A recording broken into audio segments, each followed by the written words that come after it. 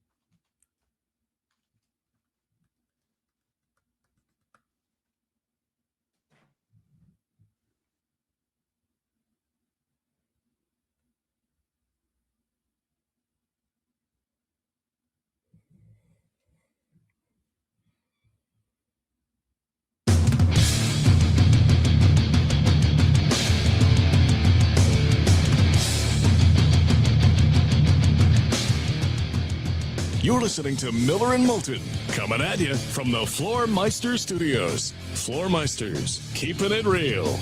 And now, here's Mark Miller and David Moulton. Top of the morning, everyone. Miller and Moulton, millerandmoulton.com. It is a delightful Thursday morning. A little bit of cooler weather and less humidity for a couple of days for those of us in Florida. And, well, the road teams get it done in both the Stanley Cup Final and the NBA Finals on back-to-back nights. As Vegas won 2 nights ago in Raleigh, North Carolina. Last night, it was the Karl Anthony Towns show in the third quarter and the Jalen Brunson show in the final stanza as the Knicks take a 1-0 lead in the best-of-7 series. And, well, the whole rust versus rest concept, it was not rust. Although the shooting was poor on both sides in the game, defensively, teams played very hard. It was a solid game. It was a fun game. It was back and forth. You know, the Knicks put together a good third quarter and then all of a sudden build a lead in the fourth. Wembanyama leads the Spurs back into it, and Brunson takes over late. Much like game one against Cleveland, this time a little bit different of a comeback, but the Jalen Brunson show once again. And he had a poor shooting night, Trent, but when it mattered, Brunson got it done. He's one of the best fourth quarter scorers I've ever seen. I mean, in my lifetime, seriously. If you go look at his numbers, his metrics, his statistics, his percentages in the fourth quarter, he is as good as they come. And you're right, Mark. I mean, Wemby led the Spurs. Wemby didn't play well. He did not play well at all. And said so after. And he said so after, and I like that he took accountability. But he did lead them on that final surge late to go up 2 on that 9-0 run. And then it was all Jalen Brunson from there. So you have to give the Knicks an immense amount of credit. I did think that Spurs defense came to play, but I also thought that you saw at times they looked gassed. A lot of those guys just looked gassed. And maybe that's something I should have put a little bit more stock into, the fact that they had to play a 7-game series against the defending champs. That showed up in spurts last night. No doubt. Brunson was the key. Towns had 10 of his 18 in the third. Brunson scored 13 in the fourth quarter, in which the Knicks outscored the Spurs by 8. As Trent mentioned, Wembanyama was solid on that run, that 9-0 run. Wemby had 7 of the 9. But he shot poorly. He was a great defender once again. I mean, if you tell, here's my question for you, Trent. And by the way, good morning. How are you? Hope you're having a good day. Probably should have led with that. No, if right. I were to tell you that the Spurs hold the Knicks to 105 for every game the rest of the series, are the Spurs going to get it done, or do they have to keep the Knicks at, right around 100? Is 105 the magic number for the Knicks, if you know what I mean? I think 105 can be the magic number, absolutely. But what needs to happen is the Spurs have to have a more complete offense, because last night it was Wemby's playing point out there at 7'5". You can't have that. You've got to have him playing down low, recycling the ball out if there's nothing there. And credit to Karl Anthony Towns. I thought he went toe-to-toe with them and pretty much outplayed him, specifically in that third quarter. And that's something we talked about yesterday. I thought Cat has to be the best big man on the floor for the Knicks to win. And you could easily argue he was last night. Oh, there's no doubt. I'm with you there. There's no doubt. Cat was the best big man.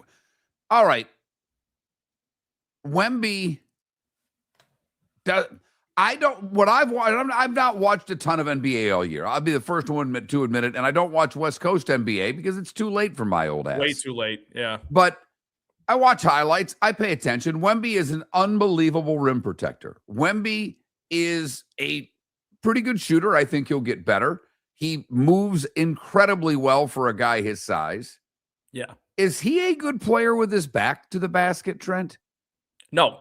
And that's what I'm talking about. He's got to get that added to his game a little bit more. Whether the Spurs win the championship or not this year, that's something he has to address, because when you're that tall, you've got to just be a little bit stronger with your back to the basket. You're right. And I just want to touch on something you just mentioned right there. Wemby is a great defender, and it's not just by default because of his height. He can move. He does have instincts. He is a great help side defender. He is the quarterback of that defense. But you have to, I think what we saw last night, Mark, was if the Spurs shots aren't falling, because the Spurs were up by as many as 14 in that game, despite Wemby not playing well on offense. And that's why I think his impact is so great, because he can always bring you A+ defense. But then the Spurs shots weren't falling. You see De'Aaron Fox, he can't be as explosive as he'd like to be. And it all just came to a head in that fourth quarter when Jalen Brunson took over. That's the story of the game. No doubt. And like we said, it was not a terrific shooting night. The Spurs shot 36% from the floor. The Knicks shot 42%. The Spurs were terrible from behind the three-point line, just 26%. They got to the free throw line more. The rebounds were even. Every real statistic was reasonably even. They had 4 more turnovers, did the Spurs. A late one by Wemby was costly. Yeah. So it was an evenly played game. Each team had their runs. It was very modern NBA-esque. Yeah, that's a good way to put it. Yeah. Back and forth. And both teams, similarly, honestly, to, I think, Stanley Cup playoffs game or finals game 1, was like at various points in the game, both teams felt like they were in control. Yeah, and back and forth. Look, if we get 7 like that, I'm all in. Yeah, I don't care that the shooting was. I would like the shooting to be a little better. I would like the teams to be able to score more. But we knew going into this series that the Spurs are a really good defensive team, making it harder for the Knicks to make shots. the Knicks played really good defense last night. They challenged the Spurs on those threes. There were, particularly in the first half, there were a lot of contested shots on both sides.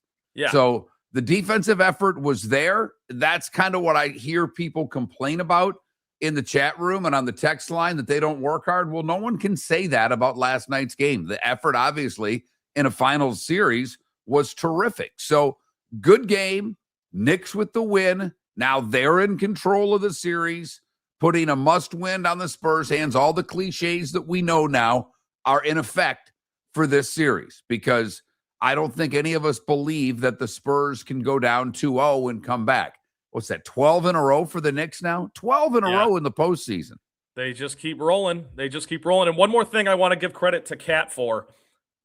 You mentioned how bad the shooting was on both sides. And I remember at one point late in the third quarter, during that third quarter, the teams were a combined 1 for 16 from three, with the Knicks making the 1-3. So it was just awful. No one could hit the broadside of a barn, but that's where Karl Anthony Towns went to work in the post and went to work in his mid-range game and really kept the Knicks afloat, got him back into it. And then when it gets close like that, Jalen Brunson strikes. Those two really played off each other nicely in that second half, I thought. 4 scores in double figures for San Antonio. I think they probably need one more scorer if they're going to win. Yes. That to me is part of what they are. But we talked about the depth of the Knicks. OG Anunoby was really good last night, double-digit score, played good defensively, made some big shots early in the game. So, credit the Knicks. You're right. Cat was terrific in the third. Brunson took the game over in the fourth quarter. 13 points. I mean, the Spurs had 19 in the fourth quarter.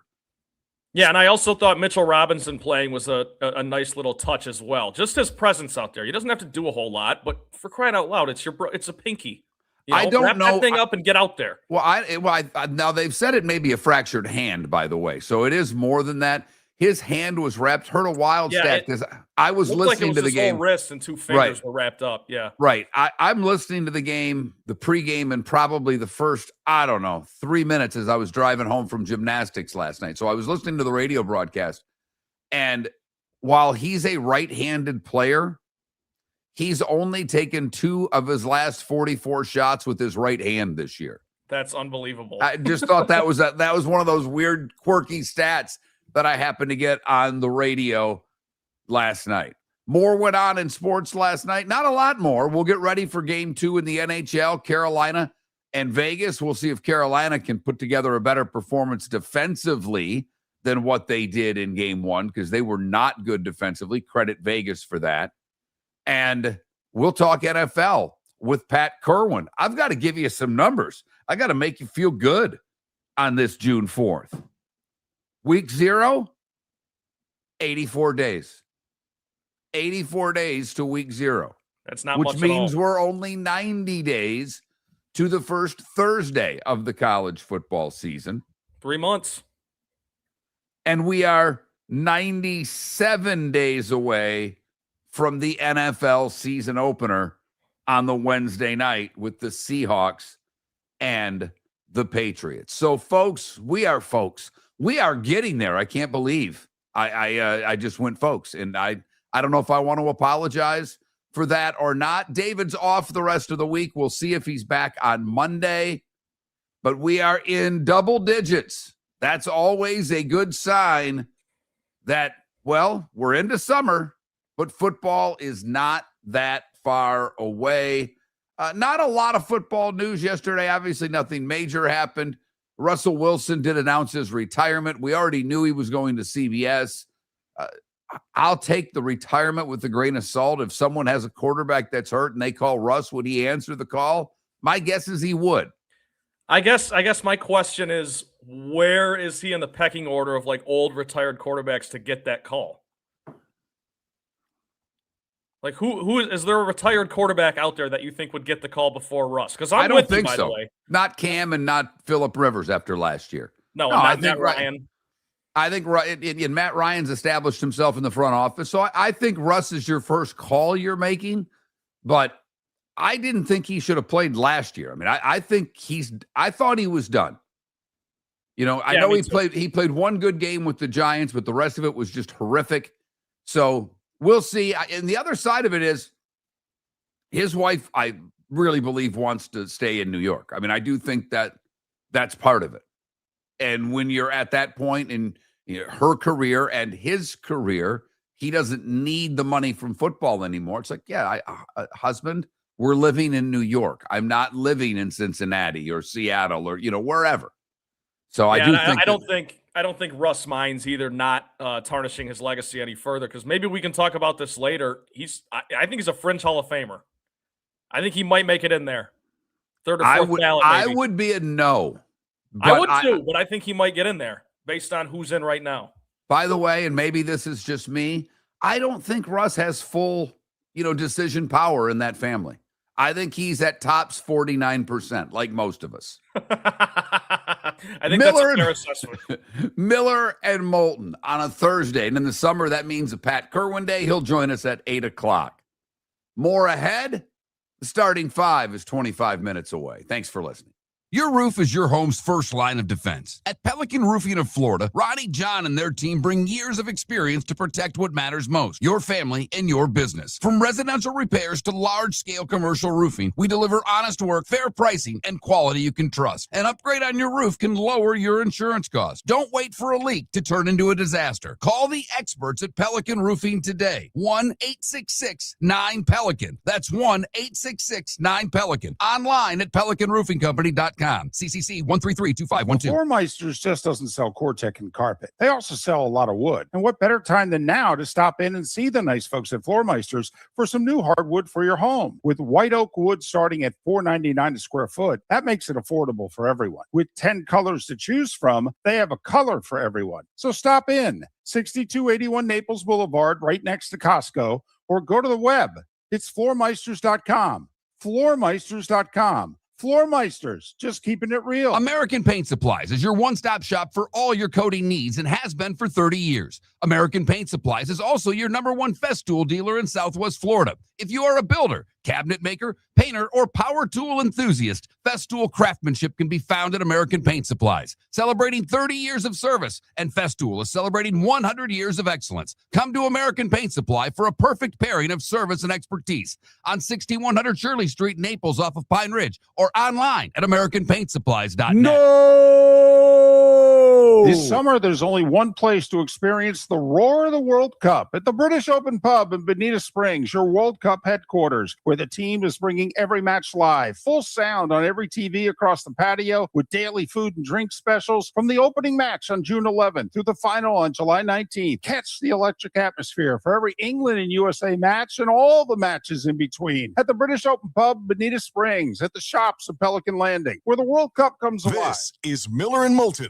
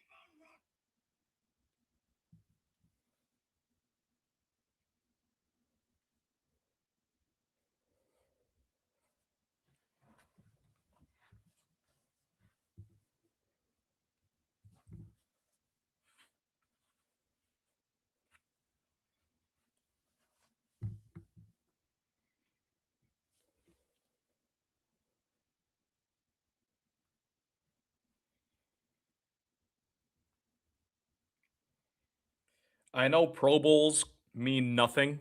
Russ has 10. I saw that. 10. I would have guessed like 5.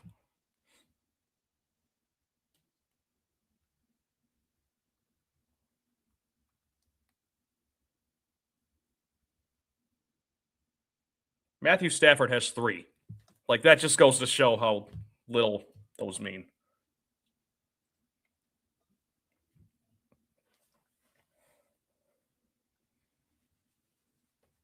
Javier, that's great. Vince does love him some Vegas.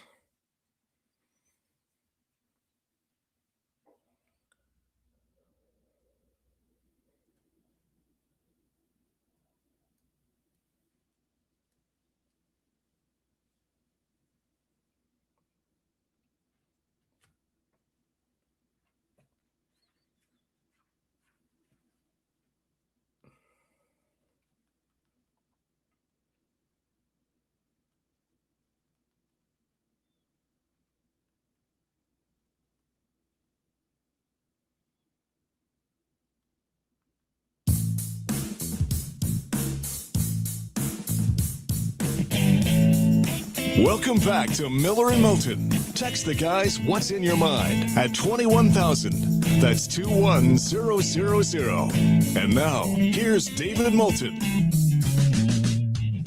David with the day off today. He's off the rest of the week, as a matter of fact. Load management. Yeah, I think we're on the IR right now. I think we've passed load management. But That's we'll fair. keep you posted. One of the things that happened, I was remiss on whether or not I should even bring it up. But in the fourth quarter, some idiot ran onto the court to get a I knew that's selfie where you were with going. Wemby. Yeah. Did you see the video? I saw it happen. I mean, they didn't show much of it, but No, I mean his video. He didn't take a No. picture. He had a video rolling, and he ran up to him and just had the video going. I think he should be beaten. Okay, I mean, because we had the guy that did it in the Super Bowl, because there was the bet in Vegas that if you ran onto the field, he made more money betting on himself to get arrested than it cost him for the fine and the arrest. Yep. So some kid wants a viral moment so he can become an influencer and get money from the companies of the world that pay. And I know for a fact our audience doesn't have a clue just how much money is in the influencer world, because I didn't. I happen to have one of my best friends of the world. His son's an influencer and one of the bigger ones out there. He's 22 now, and he made more money last year than I'll make in 5. I mean, and he's legit. He's been at this for a while. Yeah. He doesn't do anything special. He happens to be a very good-looking young man. And, people, mostly teenage girls, like him. But I know, he was training to run in the LA Marathon. This kid just graduated from UCLA. And he was training to run in the LA Marathon.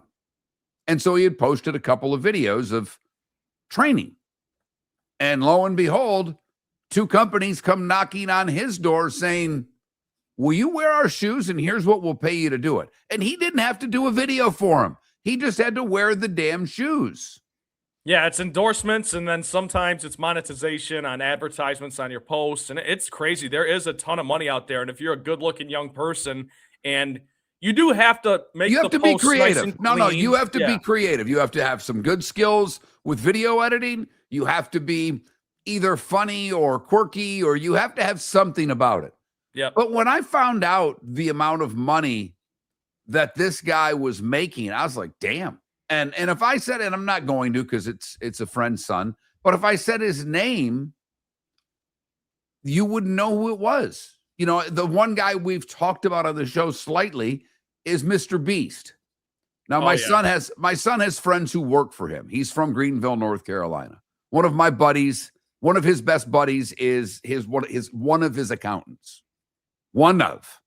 This is a guy that's been toying with the idea of donating $100 million to East Carolina's football team.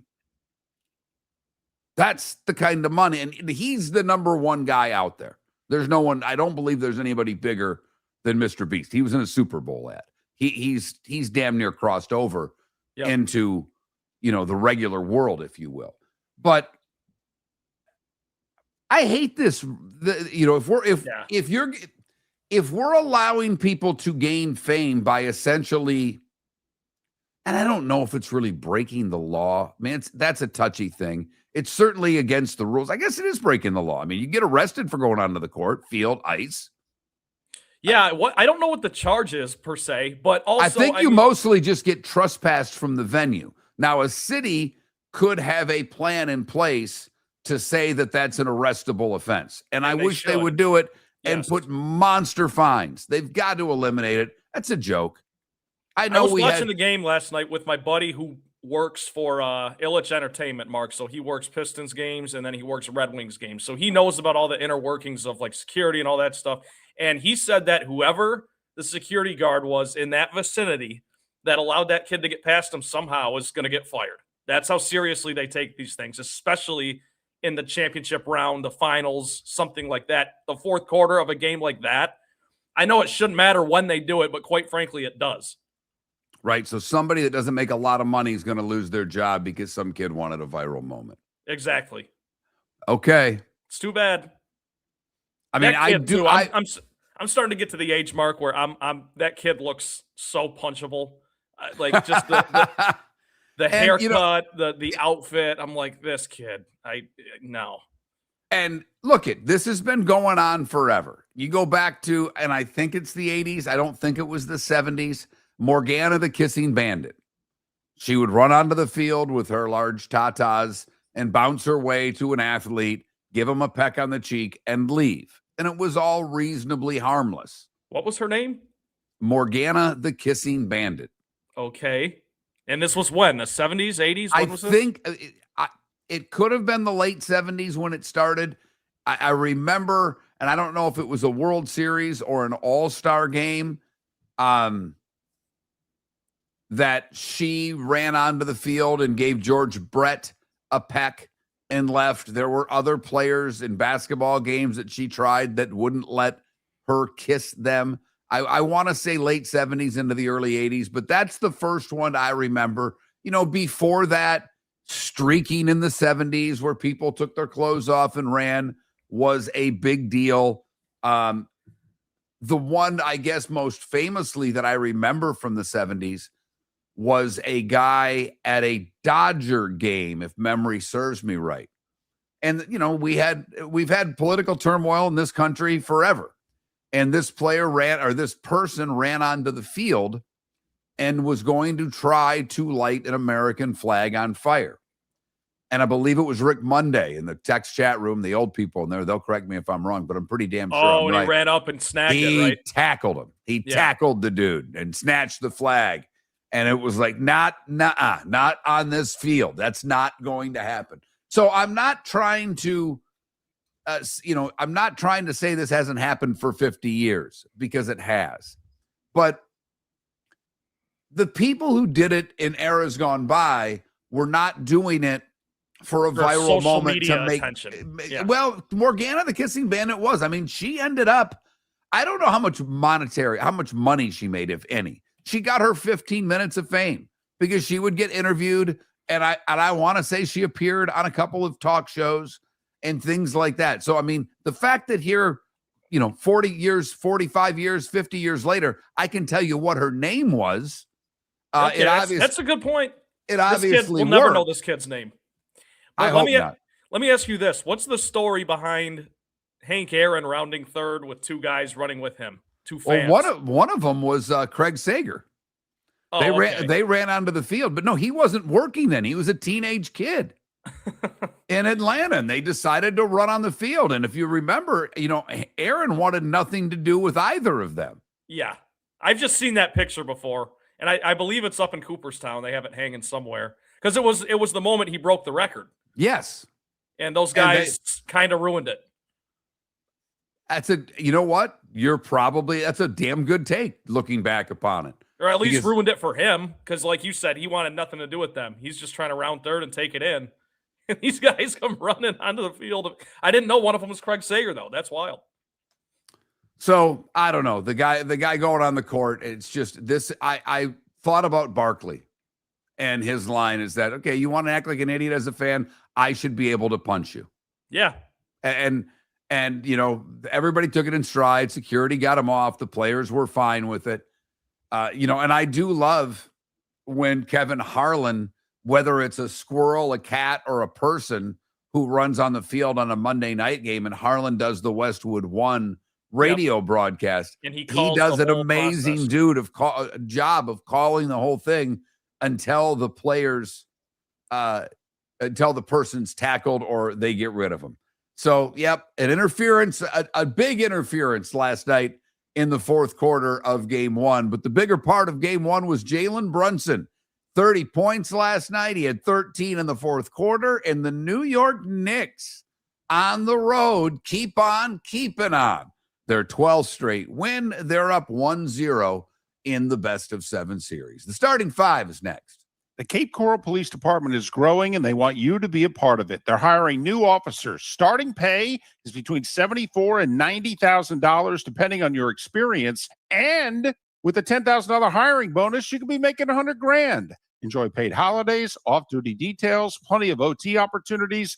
They're also hiring dispatchers and professional staff. So go to CapeCops.com. CapeCops.com. Be brave, be best. Be Cape. The Floormeisters just doesn't sell Cortec and carpet. They also sell a lot of wood. And what better time than now to stop in and see the nice folks at Floormeisters for some new hardwood for your home. With white oak wood starting at $4.99 a square foot, that makes it affordable for everyone. With 10 colors to choose from, they have a color for everyone. So stop in. 6281 Naples Boulevard, right next to Costco, or go to the web.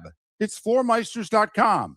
Floormeisters.com. Floormeisters, just keeping it real. Mark Miller for Sleep Treatment Direct. They are helping me with sleep apnea. And by helping me, I mean curing me. No more CPAP machine. No more snoring. No more tossing. No more waking up exhausted. Their expert team got me the right treatment, fast and hassle-free. If you want to feel energized and get rid of your snoring, call Sleep Treatment Direct today.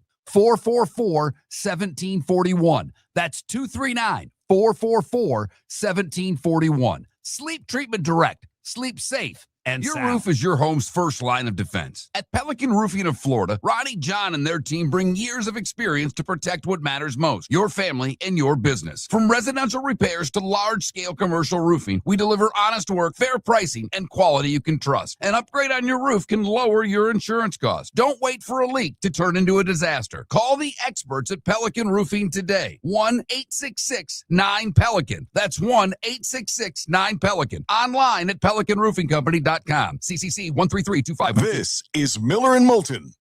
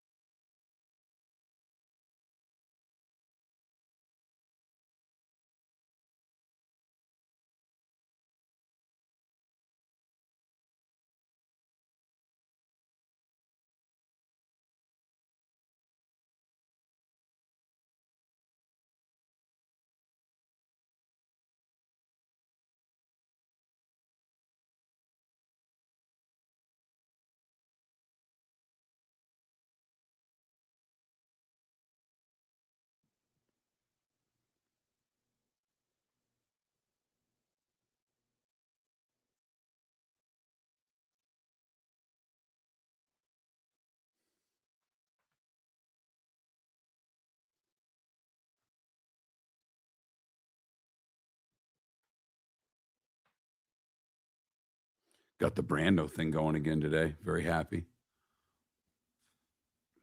What Brando thing?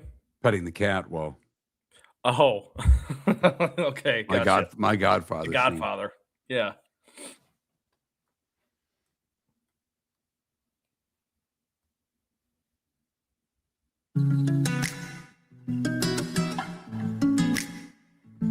Welcome back to Miller and Moulton. Text the guys what's in your mind at 21,000.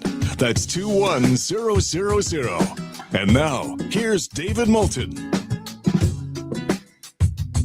David with the day off today. He'll be back maybe next week, maybe the following. We'll keep you posted. Trent Bally filling in this morning. Really a good day for David to be doing the show, unfortunately. I wish I had him because I could give him a hard time because today's National Cheese Day. And, his cheese of choice is American. Trent, what is what's your, do you have a go-to cheese? I can't imagine at your age it would be anything other than American, or if you're really out on maybe you made your way to Pinconning, the cheese capital of Michigan, by the way, for some cheddar, but I can't see you deviating much from that, but maybe you'll surprise me.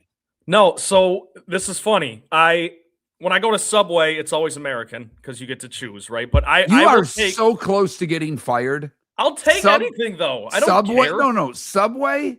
You can't do better than that? You can't go to Jersey Mike's. You can't go. I know you don't have Publix there. I get it. But I mean, if you put it this way, if you were back to see your family in Hemlock, Michigan, hello, and you had to get a sandwich, would you go to Subway, or is there somewhere else you might go? There's nowhere else I would go. I'd go to Farmer's Home for a burger. That's what I'd do. I wouldn't get a. You wouldn't make the long trip into Saginaw for an intermission deli sub. Have you ever even had an intermission deli sub? Negative. Oh my God, I'm done with you. So, all right, American cheese on your Subway sub. There's a cheese there's not a cheese I don't like. Is what I was going to get to. I'm not picky when it comes to cheese. When I get to choose, it's American, preferably white American. Oh wow, there we go. Pause. The starting five. 5 big stories you need to know. Here is the starting five. If I were to have a poll question today, it would be, is American cheese actually cheese? I would vote no. But Mr. NBA Trent Bally said the Spurs in 5, they've got some work to do if that's the case, because they lost game 1, 105-95. Jalen Brunson carried the Knicks as they erased a 14-point third quarter deficit and stealing game 1 on the road with a 10-point victory. It is their 12th straight win in the playoffs. The Knicks closed on an 11-0 run. They outscored the Spurs by 8 in the fourth quarter, in which Brunson had 13. Brunson finished the game with 30. Karl Anthony Towns had 18 and 12 boards. OG Anunoby had 17.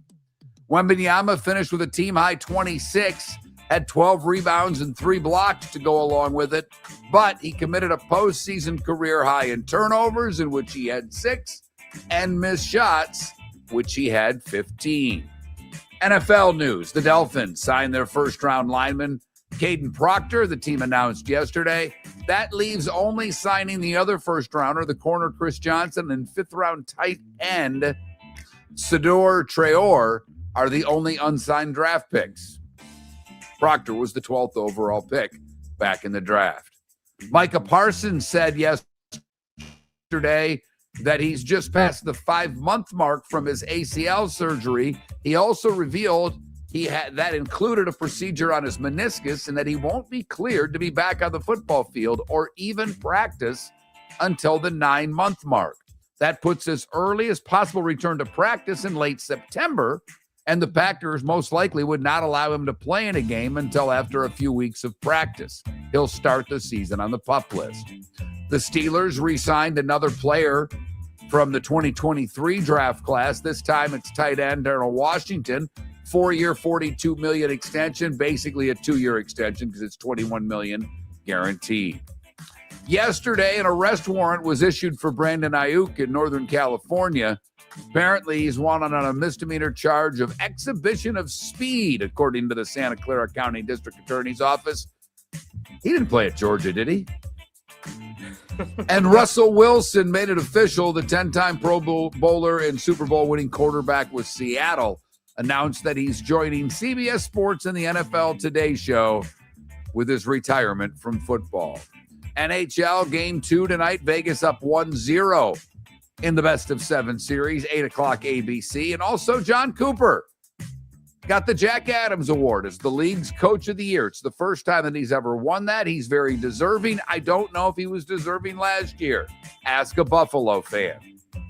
To baseball we go. The week started, they were the worst team in the game. They were playing the best team in the American League, and I'll be damned. The Tigers swept the Rays 7-2 yesterday afternoon.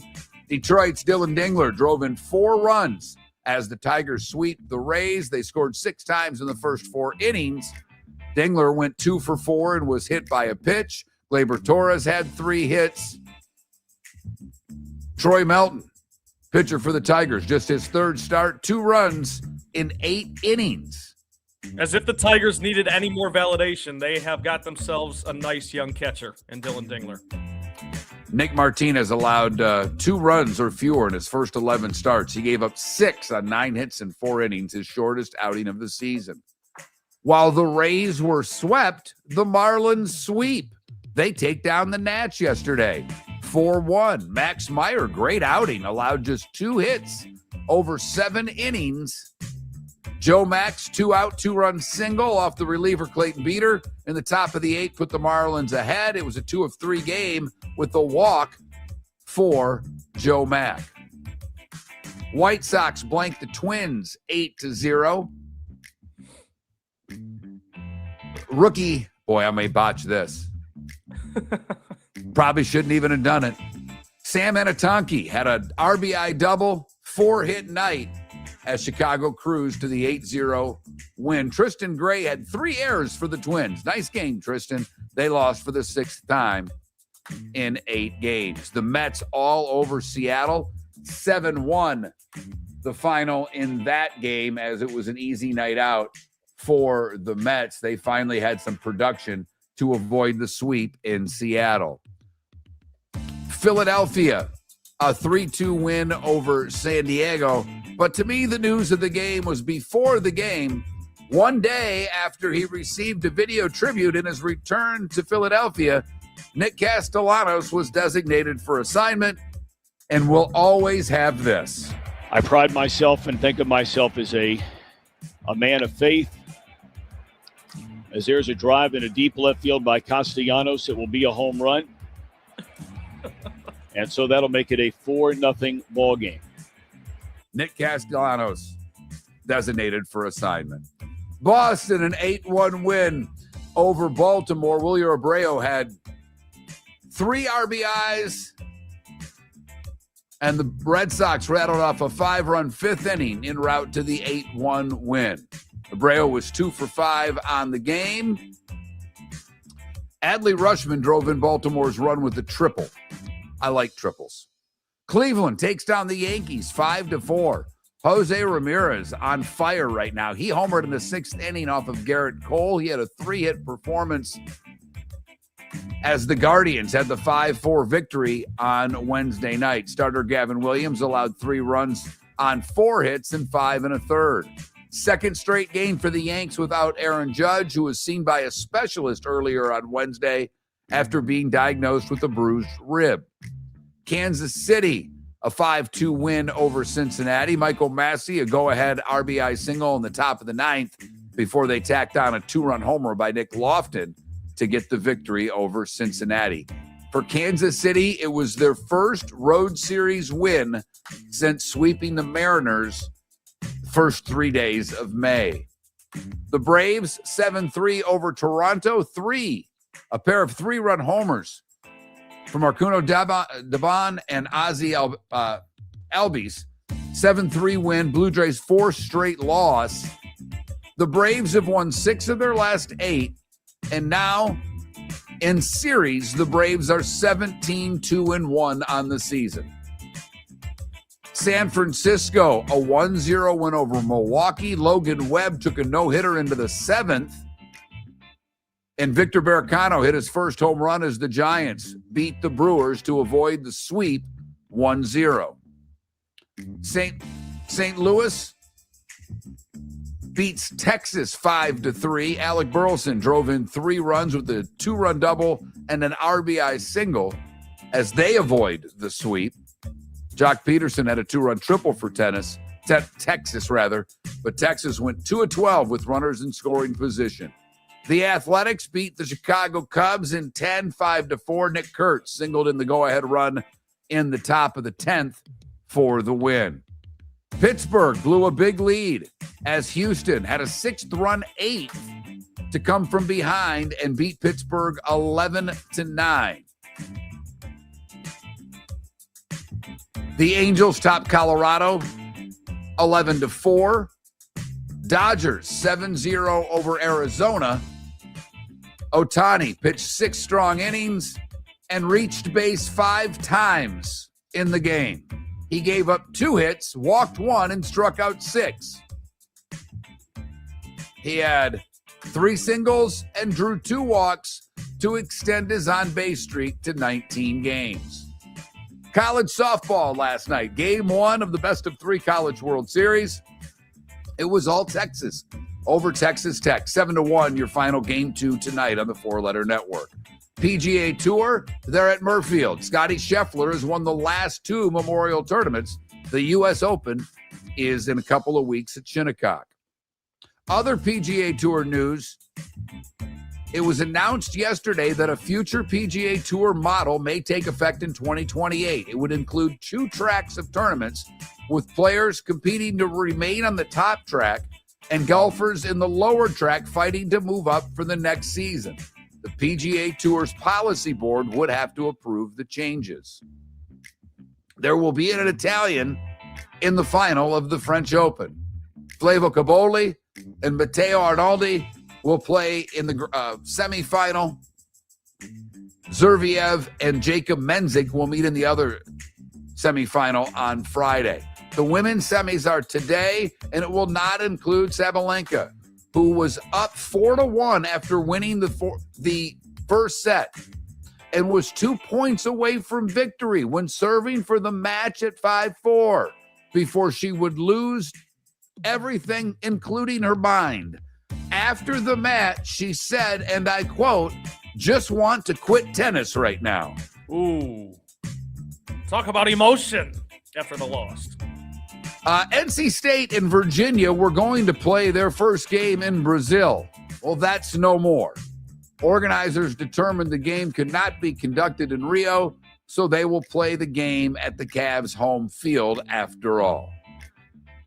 And at 9 minutes before the hour, that is the starting 5. 5 big stories, plus NC State and Virginia that you needed to know. Nicely done, Mark. You've had to do the starting 5 quite often lately, and you have knocked it out of the park, no pun intended. Lots of baseball once again. Well, there wasn't a lot out there, although the PGA Tour thing has me intrigued. This 2-track thing. Now, the board in golf is made up of mostly the good players. So I think the Tour's advisory board will pass this. This is not it's kind of relegation. It would start in 28. It would not start next year.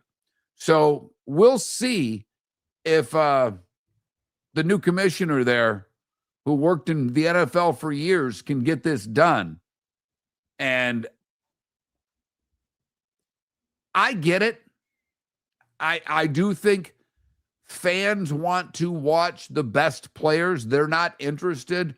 I was all fired up trying to see Eric Cole win in the tournament last week. But let's be honest. Who the hell knows? Unless you really follow golf, no one has a clue who he is. Russell Henley is more of a name, and I would say the average sports fan probably doesn't know who Russell Henley is. The only problem that I kind of see, and it's not really even a problem, but relegation, I think, would be better served for the NBA to eliminate tanking or something like that. Golf doesn't really have a problem of guys not, trying to win. Like that's to me, that's what relegation should be about, so that it's always all in all the time. I don't see that problem with golf, really. No, but they have made They it want the clear best players in. they're Yeah. going to reward the best players, and the best players should get more money, and it should be easier for the best players. And I don't know what brought this about, because, the biggest name that almost missed being on the tour in the last few years was Ricky Fowler. Ricky Fowler would not have kept his card if it were not for Live Golf.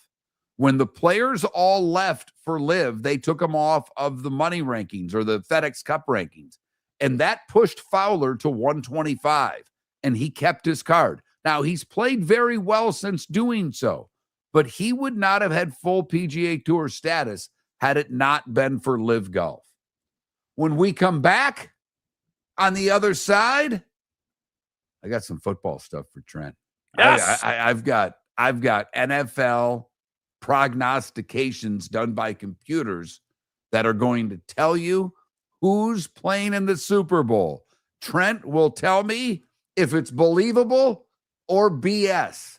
That's next. Pat Kirwan in a little more than an hour. Your roof is your home's first line of defense. At Pelican Roofing of Florida, Ronnie John and their team bring years of experience to protect what matters most, your family and your business. From residential repairs to large-scale commercial roofing, we deliver honest work, fair pricing, and quality you can trust. An upgrade on your roof can lower your insurance costs. Don't wait for a leak to turn into a disaster. Call the experts at Pelican Roofing today. 1-866-9-PELICAN. That's 1-866-9-PELICAN. Online at pelicanroofingcompany.com. CCC 1332512. Floor Meisters just doesn't sell Cortec and carpet. They also sell a lot of wood. And what better time than now to stop in and see the nice folks at Floor Meisters for some new hardwood for your home. With white oak wood starting at $4.99 a square foot, that makes it affordable for everyone. With 10 colors to choose from, they have a color for everyone. So stop in, 6281 Naples Boulevard, right next to Costco, or go to the web. It's floormeisters.com. Floormeisters.com. Floor Meisters, just keeping it real. Mark Miller for Sleep Treatment Direct. They are helping me with sleep apnea. And by helping me, I mean curing me. No more CPAP machine. No more snoring. No more tossing. No more waking up exhausted. Their expert team got me the right treatment, fast and hassle-free. If you want to feel energized and get rid of your snoring, call Sleep Treatment Direct today. 444-1741. That's 239-444-1741. Sleep Treatment Direct. Sleep safe and sound. The Cape Coral Police Department is growing, and they want you to be a part of it. They're hiring new officers. Starting pay is between $74,000 and $90,000, depending on your experience. And with a $10,000 hiring bonus, you could be making $100,000. Enjoy paid holidays, off-duty details, plenty of OT opportunities. They're also hiring dispatchers and professional staff. So go to capecops.com. Capecops.com. Be brave, be best. Be Cape. American Paint Supplies is your one-stop shop for all your coating needs and has been for 30 years. American Paint Supplies is also your #1 Festool dealer in Southwest Florida. If you are a builder, cabinet maker, painter, or power tool enthusiast, Festool craftsmanship can be found at American Paint Supplies. Celebrating 30 years of service, and Festool is celebrating 100 years of excellence. Come to American Paint Supply for a perfect pairing of service and expertise on 6100 Shirley Street, Naples, off of Pine Ridge, or online at AmericanPaintSupplies.net. No! This summer, there's only one place to experience the roar of the World Cup at the British Open Pub in Bonita Springs, your World Cup headquarters, where the team is bringing every match live, full sound on every TV across the patio, with daily food and drink specials from the opening match on June 11th through the final on July 19th. Catch the electric atmosphere for every England and USA match and all the matches in between at the British Open Pub, Bonita Springs, at the shops of Pelican Landing, where the World Cup comes alive. This is Miller and Moulton.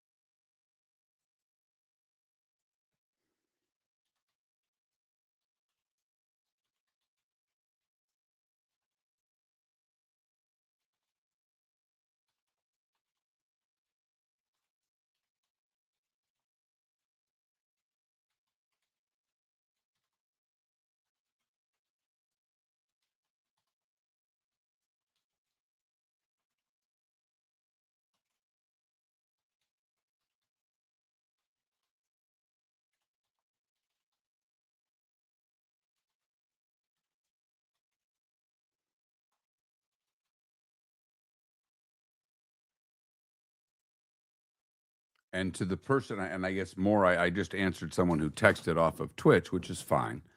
Wanted me to play music during the commercial breaks when we're not during the non-commercial breaks. I don't know what the non-commercial breaks are, but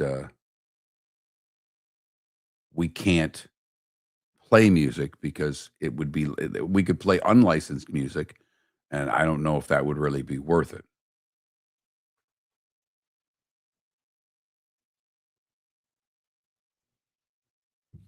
I just had to turn my AC on.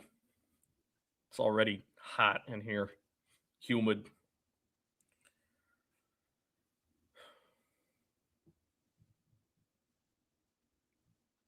And I don't think he's 50-50 ambient. I don't think 1 Super Bowl and 10 Pro Bowls is 50-50. I think at best he's 25-75. I mean, led the league in passing a few times. Yeah, I don't care. I'm just saying. I think, but it's not about the Football Hall of Fame is not the Baseball Hall of Fame. It's not about numbers.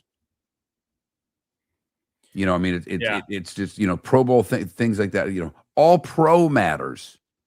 Yeah. Pro Bowl doesn't. Which I think he was second team All Pro once, was never first. So if he won a second Super Bowl, he's a shoo-in. That, I mean, you're in. You put Eli in? He's going to get in. Read between the lines. Well, I don't know if I think he's borderline. I mean, his career's not, but he's one of the greatest playoff quarterbacks of all time. It's undeniable. Yep. I'd put him in.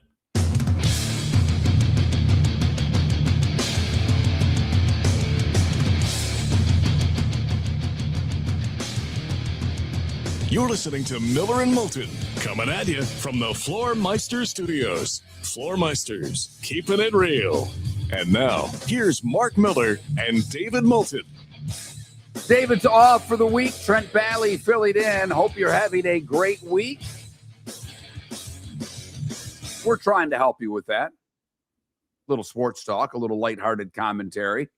Pat Kirwan in an hour to get into the NFL in a big way. We are 97 days away from the Patriots and Seahawks beginning this NFL season on a Wednesday night. Pretty soon. Who's the best 97 you can remember? I'm terrible at this. You're not good with jersey numbers? I'm terrible. There was a time before cell phones and before putting it, you know, I was great at remembering phone numbers. I was kind of taught this at an early age. If your boss is good at something, try to be good at it as well.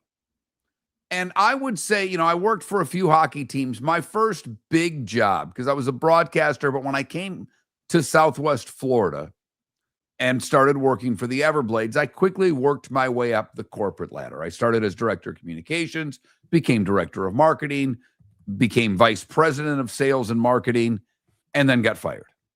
But my boss, Craig Brush, had an unbelievable knack for remembering numbers. And we're just getting cell phones. We're not putting every number in a cell phone at this point. That was actually one of the first big deals we did. And I did with Nextel to get us our phones and get advertisement out of them. Remember Nextel, everybody? You could beep. It was the walkie-talkie. That was lots of fun. And he'd be like, what's so-and-so's number? And I got to the point where I could just spit out the phone number. You know, I got to call so-and-so, 239, blah, blah, blah, blah, blah.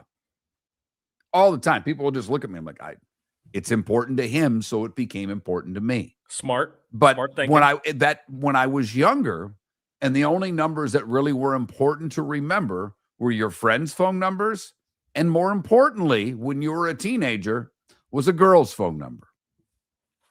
And I did that by jerseys, you know, and this is pre-Michael Jordan. Gibby was 23 at the time. You know, so there was certain players that you constantly used to remember, you know, That's funny because I still do that when I'm microwaving food or something, or I have to set an alarm and I have to be up at 6 o'clock, I'll set it for 5:58 because that's, well, it was David Montgomery and Penei Sewell. So that was always my thing. So I kind of get the logic. It's fun. It's fun to work that way. But I was just curious because you and David, I'm sure David could probably come up with someone every single day, 97 days till football season. You know what? That we can do that. I have no problem with that. I just think David would have some really nice polls off the top of his head. Well, you gave me a question. Do you have an answer? Well, my mind goes 97. Aiden Hutchinson right now. Someone in the chat. Can you name someone that didn't play for a Detroit team in anything? Okay, yes. I'm going to start calling you Paula. Hutchinson's good. He's a top 5 pass rusher in the league. Southwest Floridians may go Javon Curse, the freak, who played at North Fort Myers. How about Nick Bosa? It's a pretty good 97. And I'll go with the guy that skates. Give me Connor McDavid. So we're Connor McDavid days away from the first NFL game. I like it, and now I'm going to be working on this every day. This will be fun. All right. The 4-letter network, their website, has their football power index. And they started it with their 2026 projections. And their top 5 teams heading into the season are the Rams, number 1, the Bills, number 2. The Bills are always up there. The Ravens, number 3. I think also that's very always up there, but very questionable. I mean, we're dealing with a whole new coaching staff, and how will that affect the Ravens? Seattle, the defending champs, are number 4. And the San Francisco 49ers are number 5. I think Ravens are too high given the question marks around the coaching staff. You're right, but they shouldn't be much lower than that. I mean, they still have a hell of a roster and a hell of a quarterback. And then I also think Seattle's way too high given what they lost, and now they're going to have to play that first place schedule again. Seattle at 4 to me is pretty lofty.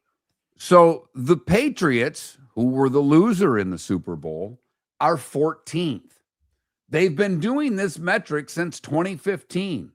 It's the first team that was in the Super Bowl to be slated outside of the top 10 in their initial rankings. Now, look, it's the NFL. Rankings don't mean squadoosh. I mean, this is the ultimate league. It's where you play. It's where you win the games. But just fun because if you want to know if we do it from the bottom, well, the bottom 5, and I will start at team 28 to have more fun with this. The Raiders, then the Cardinals, then the Cleveland Browns. And there are 2 teams left that I all know you're thinking of. They're both in the same division. One of them is in South Florida. One of them is in Florham Park. And the Jets are team 31, meaning the Miami Dolphins enter the season on the Football Power Index as the worst team in football. That's tough. That's really tough. That's a team that I was high on going into last season. I did have them winning 11 games last season. And that was on you. A team that I said would rebound.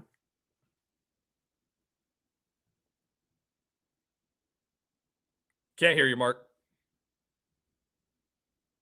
Thought I hit the button twice there. My bad.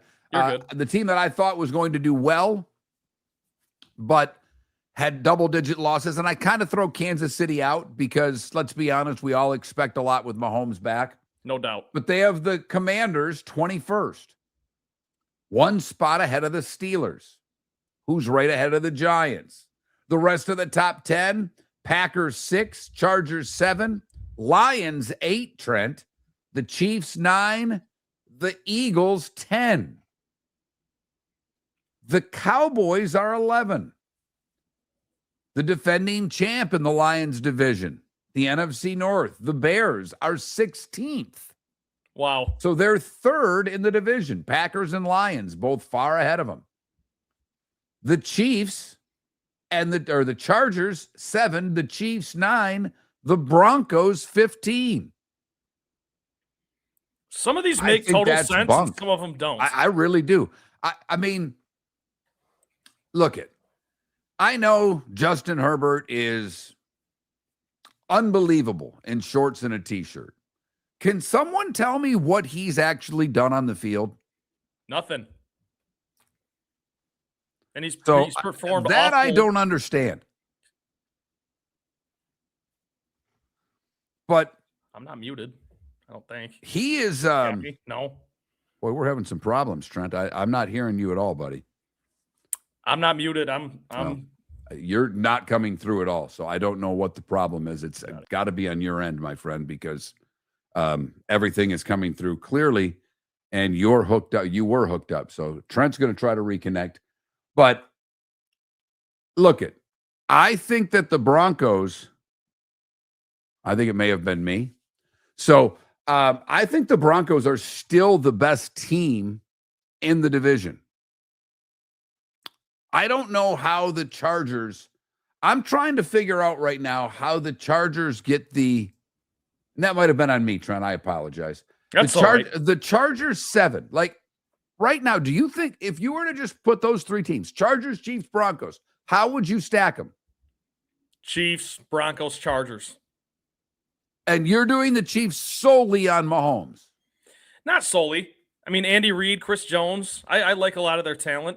They seem to have wide receivers that do terrible things and don't get punished justifyingly. But no, I'm still going to give them the benefit of the doubt for sure. I think had Mahomes stayed healthy last season, they still would have given the Broncos fits at times. But Chris Jones, huh?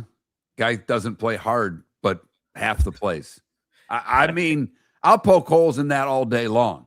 Okay. And it's not like a landslide. Don't get me wrong. I completely understand if you want to say the Broncos, the team that maybe should have won the Super Bowl last year, had Bo Nix stayed healthy, then more power to you. But it's not easy. The Chargers is the point. Right. And I mean, what has Justin Herbert done to get all these accolades? Can someone help me? I mean, at least Joe Burrow's been to a Super Bowl. Joe Burrow's beaten good teams. What is it that Justin Herbert's done that we seem to think he's the second coming? He reminds me a lot of Matthew Stafford in Detroit. I'm not just drawing that comparison because that's my team. It's just he has good numbers. He looks good doing it. He's had talent to work with, and yet the playoff success is literally non-existent. So until he wins a couple playoff games at least, he's not going to change many people's minds. By the way, the AFC South that I think's a sneaky good division. The Texans 13th, the Jags 17th, the Colts 20th. Wow. For a team that was 8-2 before Daniel Jones went down. And the Jags won 14 games rather. Yeah. Texans won 13, and we're just saying that these teams, I mean, they only have the Texans in the top half of the league? Yeah. Wow. I mean, I don't know if they're doing this for clicks, but they've got the Cowboys at 11, and this is, supposedly done by computers. This is a metrics process. How does anybody have the Cowboys as the 11th best team in the National Football League? And you know what else jumps out at me is the Eagles were at 10, correct? Yes. I think that's too low. I think the Eagles are the best team, second best team in the NFC now that the Rams made their move. So it's not like they should be much higher, but they could definitely be higher than 10, I think. They could be where the Lions are at with 8. I mean, they literally have 3 teams in the NFC West in the top 5. The Rams are 1, the Seahawks are 4, and the Niners are 5. Yeah, that's very impressive. So, I mean, that could be the argument against the Rams, even if you think they have the best roster and the best team. I have no issue. In the toughest division. Right. I have no issue with the Rams being number 1. I think most of us that are logical would rank the Rams number 1 heading into the season. That was a great game against Seattle in the championship game, and could have gone either way. And the Rams got better, in my opinion, in the offseason. Seattle lost some big players. So I think the Ravens on this, I think the Ravens are too high. I think the Chargers are too high. I think the Lions are too high. I think the Chiefs are too high. I mean, those 4 teams all in the top 10. Boy, wait and see for me. That's where I am. Eagles too low. Eagles too low. That's my biggest takeaway from the whole list. Where are you? 21,000 Pelican Roofing of Florida text line. Chime in. If you've never texted the show before, the keyword is Miller. Pat Kirwan coming up at 8 o'clock. The Floormeisters just doesn't sell Cortec and carpet. They also sell a lot of wood. And what better time than now to stop in and see the nice folks at Floormeisters for some new hardwood for your home. With white oak wood starting at $4.99 a square foot, that makes it affordable for everyone. With 10 colors to choose from, they have a color for everyone. So stop in, 6281 Naples Boulevard, right next to Costco, or go to the web. It's floormeisters.com.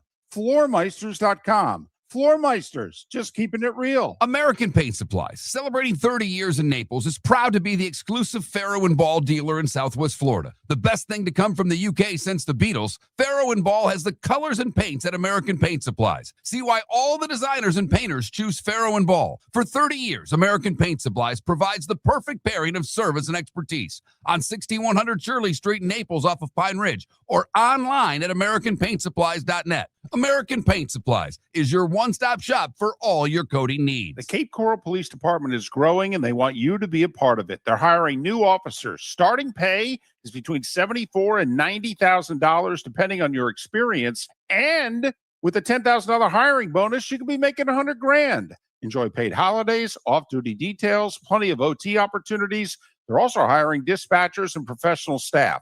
So go to CapeCops.com. CapeCops.com. Be brave, be best, be Cape. Your roof is your home's first line of defense. At Pelican Roofing of Florida, Ronnie John and their team bring years of experience to protect what matters most, your family and your business. From residential repairs to large-scale commercial roofing, we deliver honest work, fair pricing, and quality you can trust. An upgrade on your roof can lower your insurance costs. Don't wait for a leak to turn into a disaster. Call the experts at Pelican Roofing today. 1-866-9-PELICAN. That's 1-866-9-PELICAN. Online at PelicanRoofingCompany.com. CCC 13325. This is Miller and Moulton.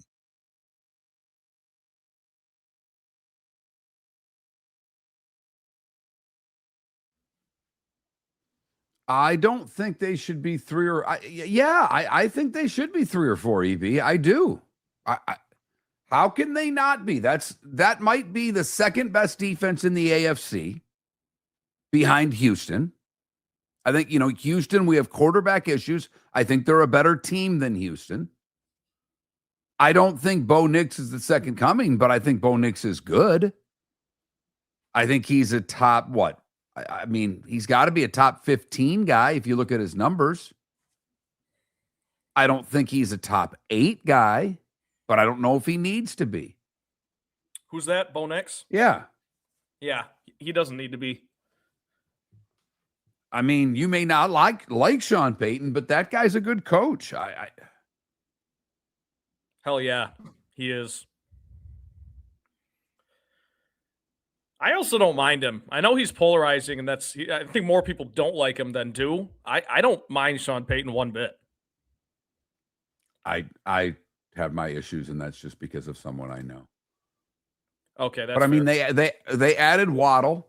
That's a big addition. So now they've got Sutton and Waddle. I think that's good. I mean, especially for Nix. That's great for Nix. I would love to pick on him. I wish they had a better running back. I don't like the fact that J.K. Dobbins is their running back because he gets hurt. And I don't know if the 6th round draft pick is going to be the guy. But I mean, the rookie for the Chargers that they drafted, Quentin Johnston, is he going to be a game changer? No. Well, I mean, my money's on Jim, no. all I'll say on the Chargers' shortcomings. Who do you? I mean, they've changed coaches. He's got to win a playoff game. Yeah, he's had Keenan Allen. He's had Austin Eckler. He's had solid defenses. I mean, they had a bunch of injuries last year. They should, the fact that you've got Slater and Alt back, that should help a ton. I do like Hampton, their running back, a lot. And Tim, I actually really do like Justin Herbert. Like, ever since the Chiefs dynasty kind of took over, I've always been rooting for the Chargers to punch back.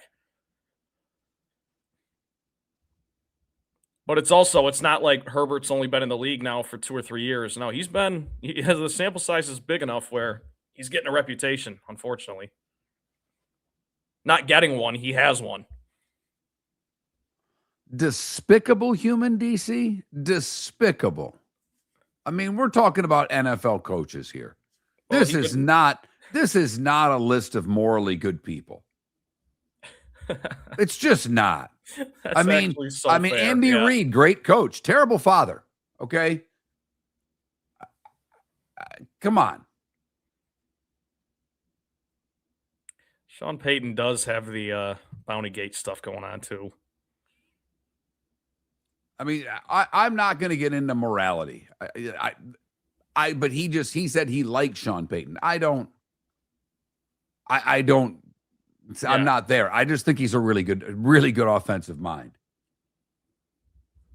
I don't even necessarily like him. I just don't. I know a lot of people strongly dislike him, and I'm not one of those people. I'm just like, all right, yeah, he's fine.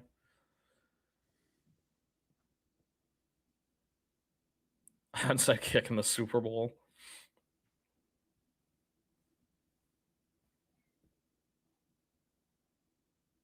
Ambient, the Texans at 2 is crazy. Yeah, that's nuts. But go, it's your opinion. Yeah, I mean, Patriots 4's worse than Texans at 2. putting the Texans at 2 ahead of the Broncos at 3 coming from Ambient, that's pretty that tells you how highly he thinks of the Texans. Well, that's just because he didn't want to put the Broncos 2. He doesn't really believe that. He had a dartboard. What team am I going to put at number 2? Right. Houston. He doesn't have the Bills in the top 5. I can't take that list seriously. He doesn't have the Ravens anywhere close to that. It's tough to take that list seriously. That's very fanny, if you know what I mean. And I don't mean your tush.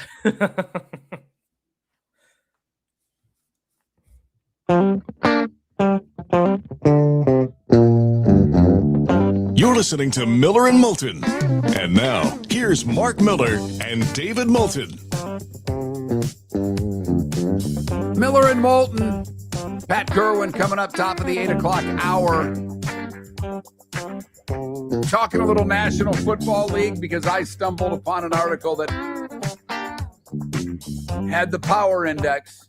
By the way, that same article, someone asked me who I'd put in the top 10 because I had 4 teams that I thought were ranked too highly. I think the Chargers are ranked too highly. I think the Chiefs are ranked too highly.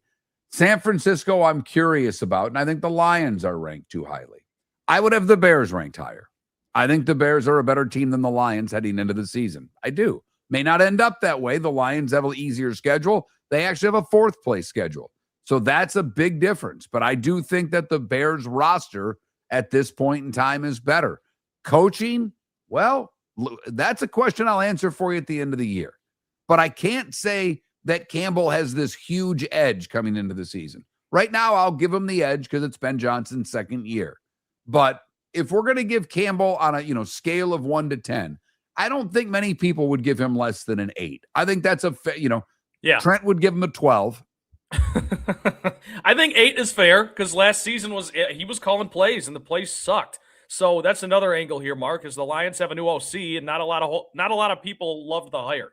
Was not a sexy hire. So let's see what happens with an offensive line that's been changed around a lot. They play a style of football that, yes, you can win with a drop back pocket passer. The league's changing the way quarterbacks play. They have an old school quarterback. It does limit you. There are 2 guys in that top 10 that are drop back quarterbacks, and it's Darnold and Goff, correct? Yeah, absolutely. Because all the other guys at least have somewhat of a skill set with, slipping out. No, you're right. Those 2 guys don't do that at all. You're right. I mean, Herbert probably close to that, but he's not afraid to get up and run. So, right. Yeah, Brock Purdy, not afraid to run. Jordan Love, not afraid. But someone asked me the teams that aren't in the top 10 that I'd replay. Houston, to me, at 13 is ranked too low. The Broncos at 15 are way too low, in my opinion. I'd have the Broncos in the top 5. If we can back up on Houston for a second, I think the reason for negativity there, they lose points because of how bad C.J. Stroud was in the playoffs. And really how, I don't want to say nosedive, but how his progression has really come down over the last 2 seasons. So I can understand why someone would have cause for pause on Houston, but I do think that's a bit low. Now, just because of how good that defense is, man. they have the same rankings for best chance to win the Super Bowl in the top 5. Rams, Bills, Ravens, Seahawks, Niners. They actually have the Lions 6 as chance to win the Super Bowl, Chiefs 7, Packers 8. So they flipped that around a little bit. The potential for Super Bowls, Rams, Bills 1, Rams, Ravens 2, Seahawks, Bills 3, Rams, Chiefs 4. Just for you, Trent, 10th, Lions and Ravens. So Wow. there are, some of the things with this, but people ask me, okay, you're going to remove these guys. Who are you, who, if they don't deserve, I think it's a fair question. Who deserves to go in? Text line open, Pelican Roofing of Florida text line. By the way, 97 days until the start of the NFL season, and Bucks fans are all over me. Simeon Rice? Yes, 97, Simeon Rice. I apologize. Someone said it in the chat room. And So it was we're at least texted making a few some times too. We're making some sense. But hey, Mark, that number 1 Super Bowl matchup, just real quick, Rams and Bills. The NFL would sign up for that in 5 seconds. Yes, they Because would. it would be Myles Garrett going for his first one, Stafford going for his second, and then most importantly, it'd be the Bills going for their first in franchise history, and Josh Allen finally punching through. Well, it's Josh Allen would be huge, and I think you're on to something that if the trade works and the Rams are playing for a Super Bowl at home, because what's interesting to me out of the teams in the NFC that are ranked high, the Rams, Seahawks are not big TV draws. No. San Francisco, maybe. Packers are huge. I actually think the Lions and Bills would be the Super Bowl that people would go crazy for, because the Bills have never won one. Obviously, the Lions have never been there. And nationally, people have jumped on the Lions bandwagon. They have. They like Dan Campbell. He is a likable coach of, people all over that they don't like Sean. I mean, my goodness, I did not realize the fan hatred of Sean Payton. From Bountygate to his arrogance to whatever the case may be, our listeners do not like him at all. And most people don't, and that's why I came forward and just said I don't mind him. I'm not waving the flag for him. But one more thing on the Super Bowl front, Mark. What interests me is if the Rams were to win the Super Bowl this year, it'd be the second time in the last decade that they made a blockbuster trade in the offseason to get their best player on that respective side of the ball. They go all in for Stafford, and then they go all in for Garrett and win a Super Bowl. I mean, that is the definition. That's what fans want their teams to do, or should want their teams to do. Go all in every single year. It's 1 year by 1 year by 1 year by 1 year. What's the best team you can put together for that season? It's a dream as a fan. Too bad the Rams don't have many. Well, it does lead me to this, Trent, and I think you're very much first off, you're 100% correct. And two, when you look at other teams out there, if you're a fan of the Bucks right now, yeah, you got Bain in the draft, and maybe he'll be your pass rusher for the next 10 years. But if you're a Bucks fan and you see Myles Garrett get dealt for, 3 draft picks and a starter, is there any part of you going, why weren't we making the call? What? Well, and this is where you have to be realistic about where you are. Like the Cleveland Browns, I know they were part of this deal, but just say the roles were reversed, they would not make sense to go all in for a player, give up those assets, because they're not positioned to win. The Bucks think they are positioned to win. What if the Bucks needed for a decade an elite pass rusher? Yeah, and they want it to be Ruben Bain, so we'll see if he can do that. I got you, but okay, I'll say to you, really, the Lions couldn't have given up. I don't know, Jack Campbell, who's a good young linebacker. I don't know, a receiver, because you got to find a player. The Browns GM even said so. Without Verse, this deal doesn't get done, and they're not trying to replace Garrett with Verse. So I don't think it had to be an edge rusher for an edge rusher, if you know what I mean. But right. You had to give them a quality starter. I would have given Brian Branch before Jack Campbell, but I get the point you're making. And okay, yes, but what if they'd have said no to that? What if they'd have said, I've got to have Jack Campbell? What if they would have said, I've got to have the tight end Laporta. I mean, I'm I throwing would've out done names, names that are important players on their team, because you're not just going to get it for a song. But okay, the Lions, the Bucks, I'm just trying to stay in the NFC, because maybe the Browns were hesitant to trade him in their own conference. But what about the Niners? Just for some extra reassurance. If it wasn't a division, what about the Jags? That's a good one. You're trying to keep up with Houston, who has an unbelievable pass rush. Yeah. Yep. Your defense was good, but you could use a rusher. I'm just saying that if I'm a fan of a team that I think's good, and I've not seen any other fan base be up in arms over Garrett getting traded to the Rams and them saying, why not us? Well, the reason is that your GM wasn't picking up the damn phone. By all accounts, the Rams were relentless in bothering the Browns. And to their credit, that's been their style of team building for the last 10 years. It has. They say, F them picks, give us players. Let's put the best team on the field right now to try to win a Super Bowl right now. We don't have a 3-year plan. We have it's this year. We have a 5-week plan, man. And I think the NFL is going more in that direction than ever before. I think what you saw the Patriots do last year proves it. So I'm surprised that more fan bases aren't going, man, why didn't our GM do something like that this? Couldn't be us. We can't, because this wasn't the Browns. Right. This together. Wasn't the Browns picking up the phone and calling everybody saying, hey, what will you give us for Myles Garrett?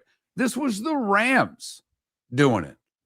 Road teams 1-0 in both the NHL and NBA. We'll talk more about the final next. American Paint Supplies, celebrating 30 years in Naples, is proud to be the exclusive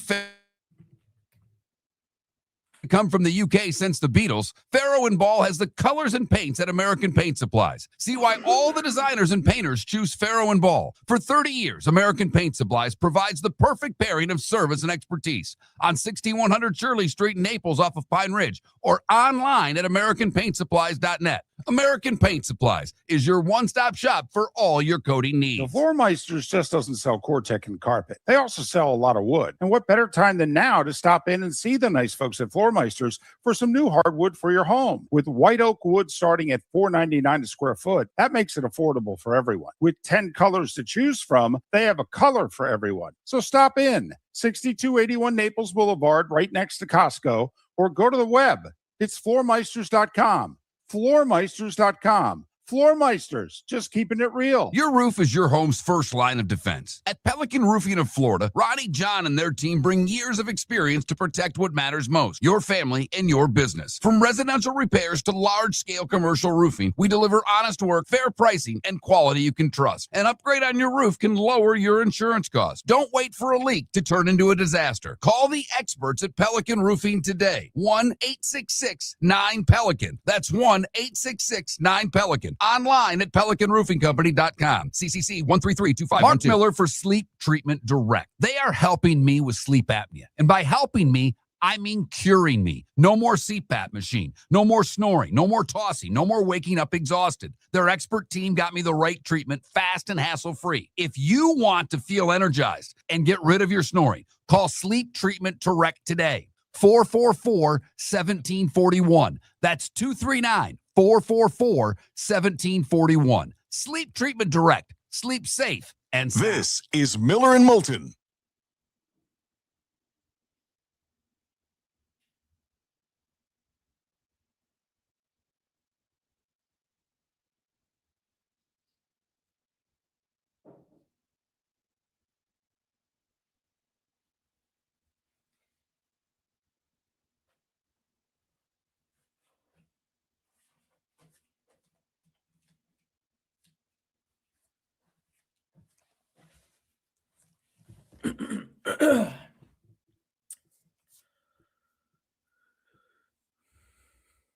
Chat room, how are you guys? How we doing?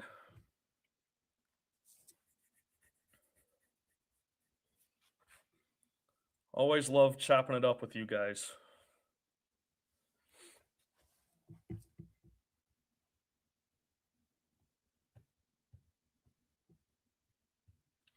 Yeah, DC, that's a really good point.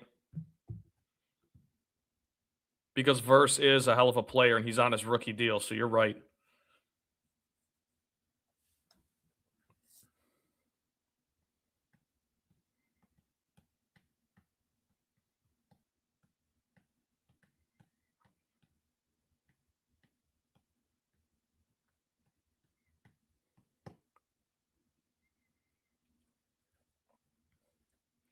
Javier, I'm doing okay.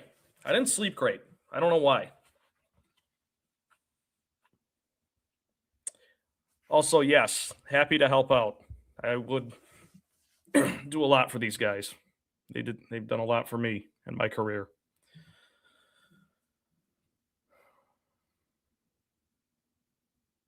Yes, Ambient, I think they could have. Which is why it's frustrating. I mean, that's up here, that's kind of been the talk of the town. People are getting antsy with Brad Holmes.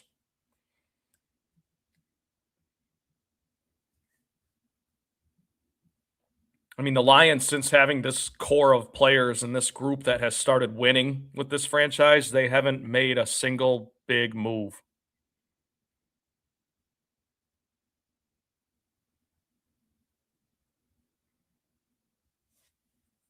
I mean, a couple years ago, they traded for Zadarius Smith.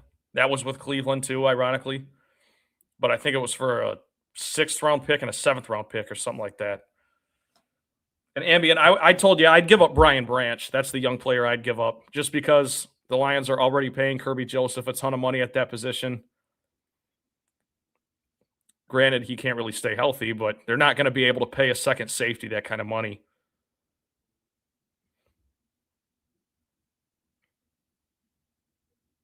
And I was biting my tongue when Mark said Jack Campbell. I love Jack Campbell. You're crazy if you'd give up Jack Campbell.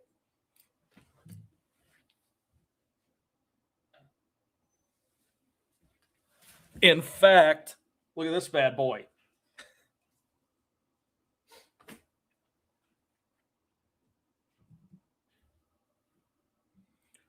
Should have held on to Anzalone. No, it was his time to go for sure. I liked him. He really turned the fan base around because we couldn't stand him the first year he was here. And once the team started winning, he was a lot more likable. He was a captain too, but man. Paula.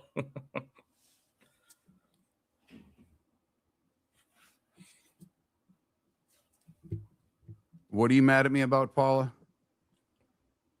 I was just saying how I wouldn't give up Jack Campbell for Myles Garrett.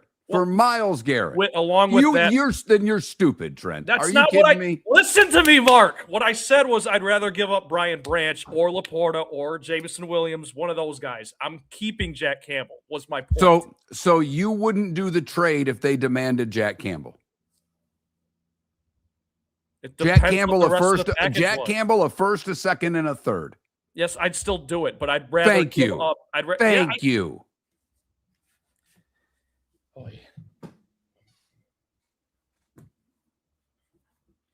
You don't hold on to players that are good to get a player that's great. I just don't think that would be the case, is what I'm trying to say. I think the Lions would try to get away with maybe throwing in an extra high pick and try to trade Branch or Laporta. And I think they might be able to. I think that might have worked, but I don't think they even tried.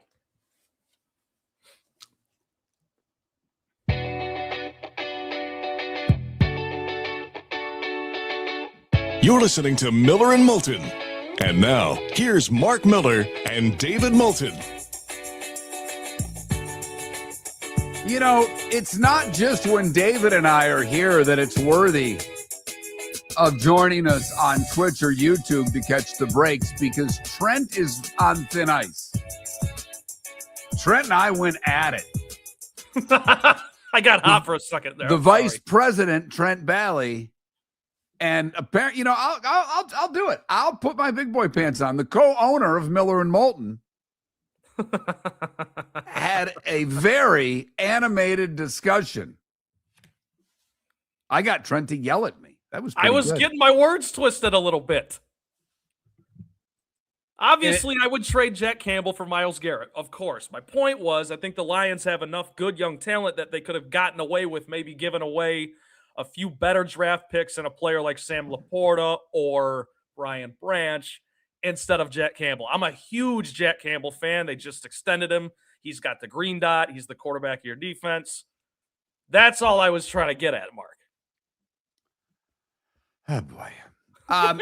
My main point was I'm wondering why, and at the end of the day, Trent, who's a diehard Lions fan and season ticket holder, is not upset at his GM for not calling the Browns. The Bucs fans, I've not heard from a Bucs fan saying, why didn't we do that trade? And that was really my point, is that the Rams were proactive. This was not the Browns saying we're shopping Myles Garrett. By all accounts, this is the Rams being incredibly aggressive. And we'll ask Pat Kirwan coming up about that in a little more than 20 minutes time. But I want to get back to the NBA Finals last night. Jalen Brunson, I don't know if historic's the right word. I think that's overused, but an outstanding performance, a great fourth quarter. And now the Knicks have won 12 in a row. I don't think you're going to deviate from your Spurs pick, but I would at least think that you might go from Spurs in 5 to Spurs in 7 after what you saw last night. As someone who picked the Spurs before the series, what worries you the most about your pick after watching game 1? That the Spurs are a lot more out of gas than I thought. And maybe the physicality of the OKC Thunder, defending champs, got to them a little bit more than I thought, And I guess the reason I'm still optimistic is it took a bad game out of Wemby, which in this playoff run, his first, he's been as solid as they come. He's been that team's MVP, obviously. And I just thought that, it kind of took him struggling for the Knicks to win the game and really take it in the final couple minutes. And that's where you give Jalen Brunson credit. But despite all that, the Spurs still were in position to win late. They easily could have won. I think if you play that out 10 times, the Spurs probably win it 5 or 6 times, maybe. Whoa. The Spurs win more than they lose in that game with I'm saying the final 2 minutes. Like, I think once they surged back the 9-0 run and they took the 2-point lead, and the Knicks called timeout, and then Brunson locked in and went nuclear. But I think, that at that point in the game, it's a coin flip. The home team's up 2, but they had that guy named Jalen Brunson, who's the best clutch player in the league right now. So that's what worries me. If games are tight, Brunson's going to get the Knicks out of the spot. Why I pushed back, and I will fully admit, you know more about the league than I do. You do. You follow the NBA much more closely than I do. If I were to rank if I were to have you rank offensive players, are Brunson and Towns 1 and 2? I'm not saying Wemby's not the best total player, but offensively, Brunson and Towns are 1 and 2.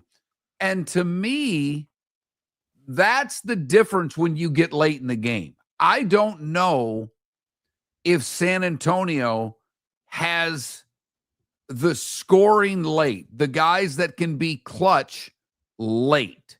And as we talked about earlier, Wemby is a guy who doesn't play with his back to the basket. It's part of his game. And we don't have a lot of post-up guys in the league anymore. But even Karl Anthony Towns, you've talked about it, Trent. This year, they've kind of changed the offense. And Towns has the ability to run that offense with his back to the bucket. Wemby likes to distribute too, but he does it from a different position. And I don't know if you can change that this late in the game. No, and that's why I said whether the Spurs go on to win the title or not, he's got to add that to his game. He just has to, because even a guy like Ralph Sampson back in the day who had a similar build could play back to the basket. Sean Bradley, for crying out loud, could play back to the basket a little bit. Wemby just doesn't. I don't know if it's he can't do it. He doesn't like the physicality. I'm sorry. He doesn't. He likes to survey the floor a little bit. He likes to shoot threes as well. He likes to take guys off the dribble, and largely it works for him. Last night it didn't, and despite all that, the Spurs still had a great chance to win the game. So I still do like the Spurs, but Mark, I think what you opened with is probably more accurate. It's going to be 6 or 7 games that I'm more confident in. Right. I mean, last night was a really good game. That was an entertaining game. We went back and forth. The Knicks made a comeback in the third quarter. Spurs took a lead late in the fourth. I mean, that you can't. I know it was a 10-point final, but at the end of the day, that was a competitive, good game. That was better than. I have to be honest. That was every bit as good as Game 7 OKC Spurs. It wasn't as good as Game 1, but I mean, the 2 Game 1s maybe in the conference finals were better than that game because they both ended up going OT. That was a really good basketball game last night. That was an entertaining. Give me 7 of those. I'm in.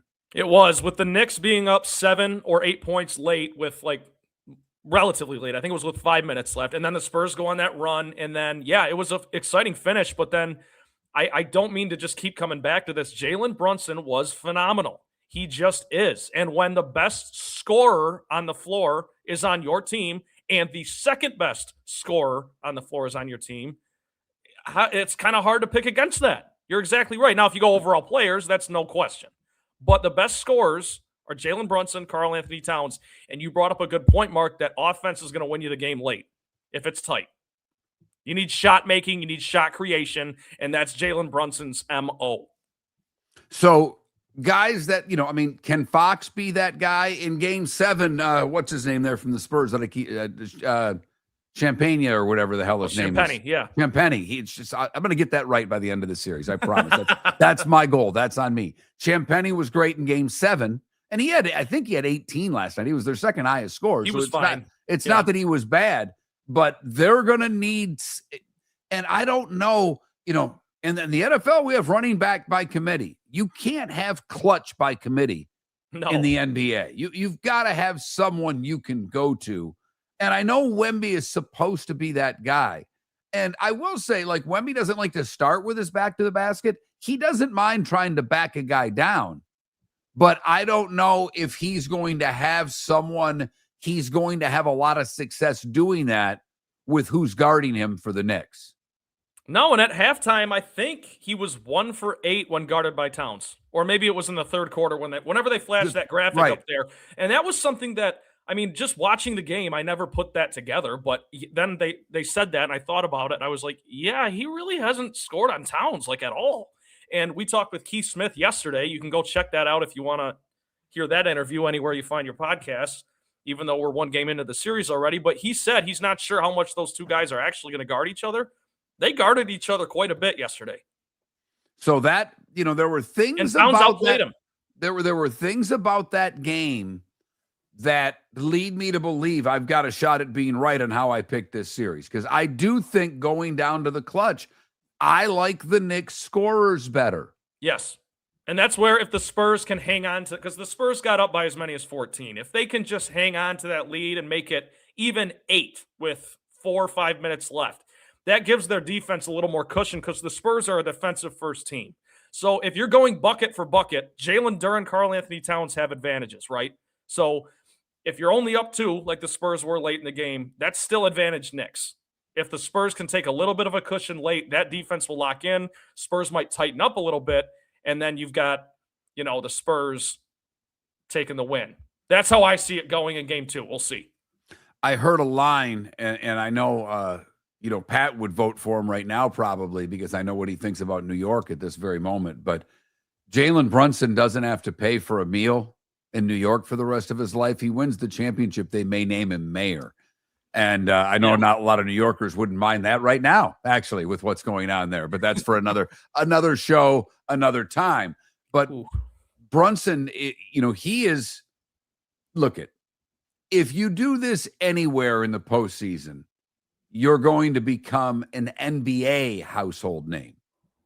You do this in New York, it's how you become a household name. And there's a lot about his game that I like, but he scores interestingly. Yep.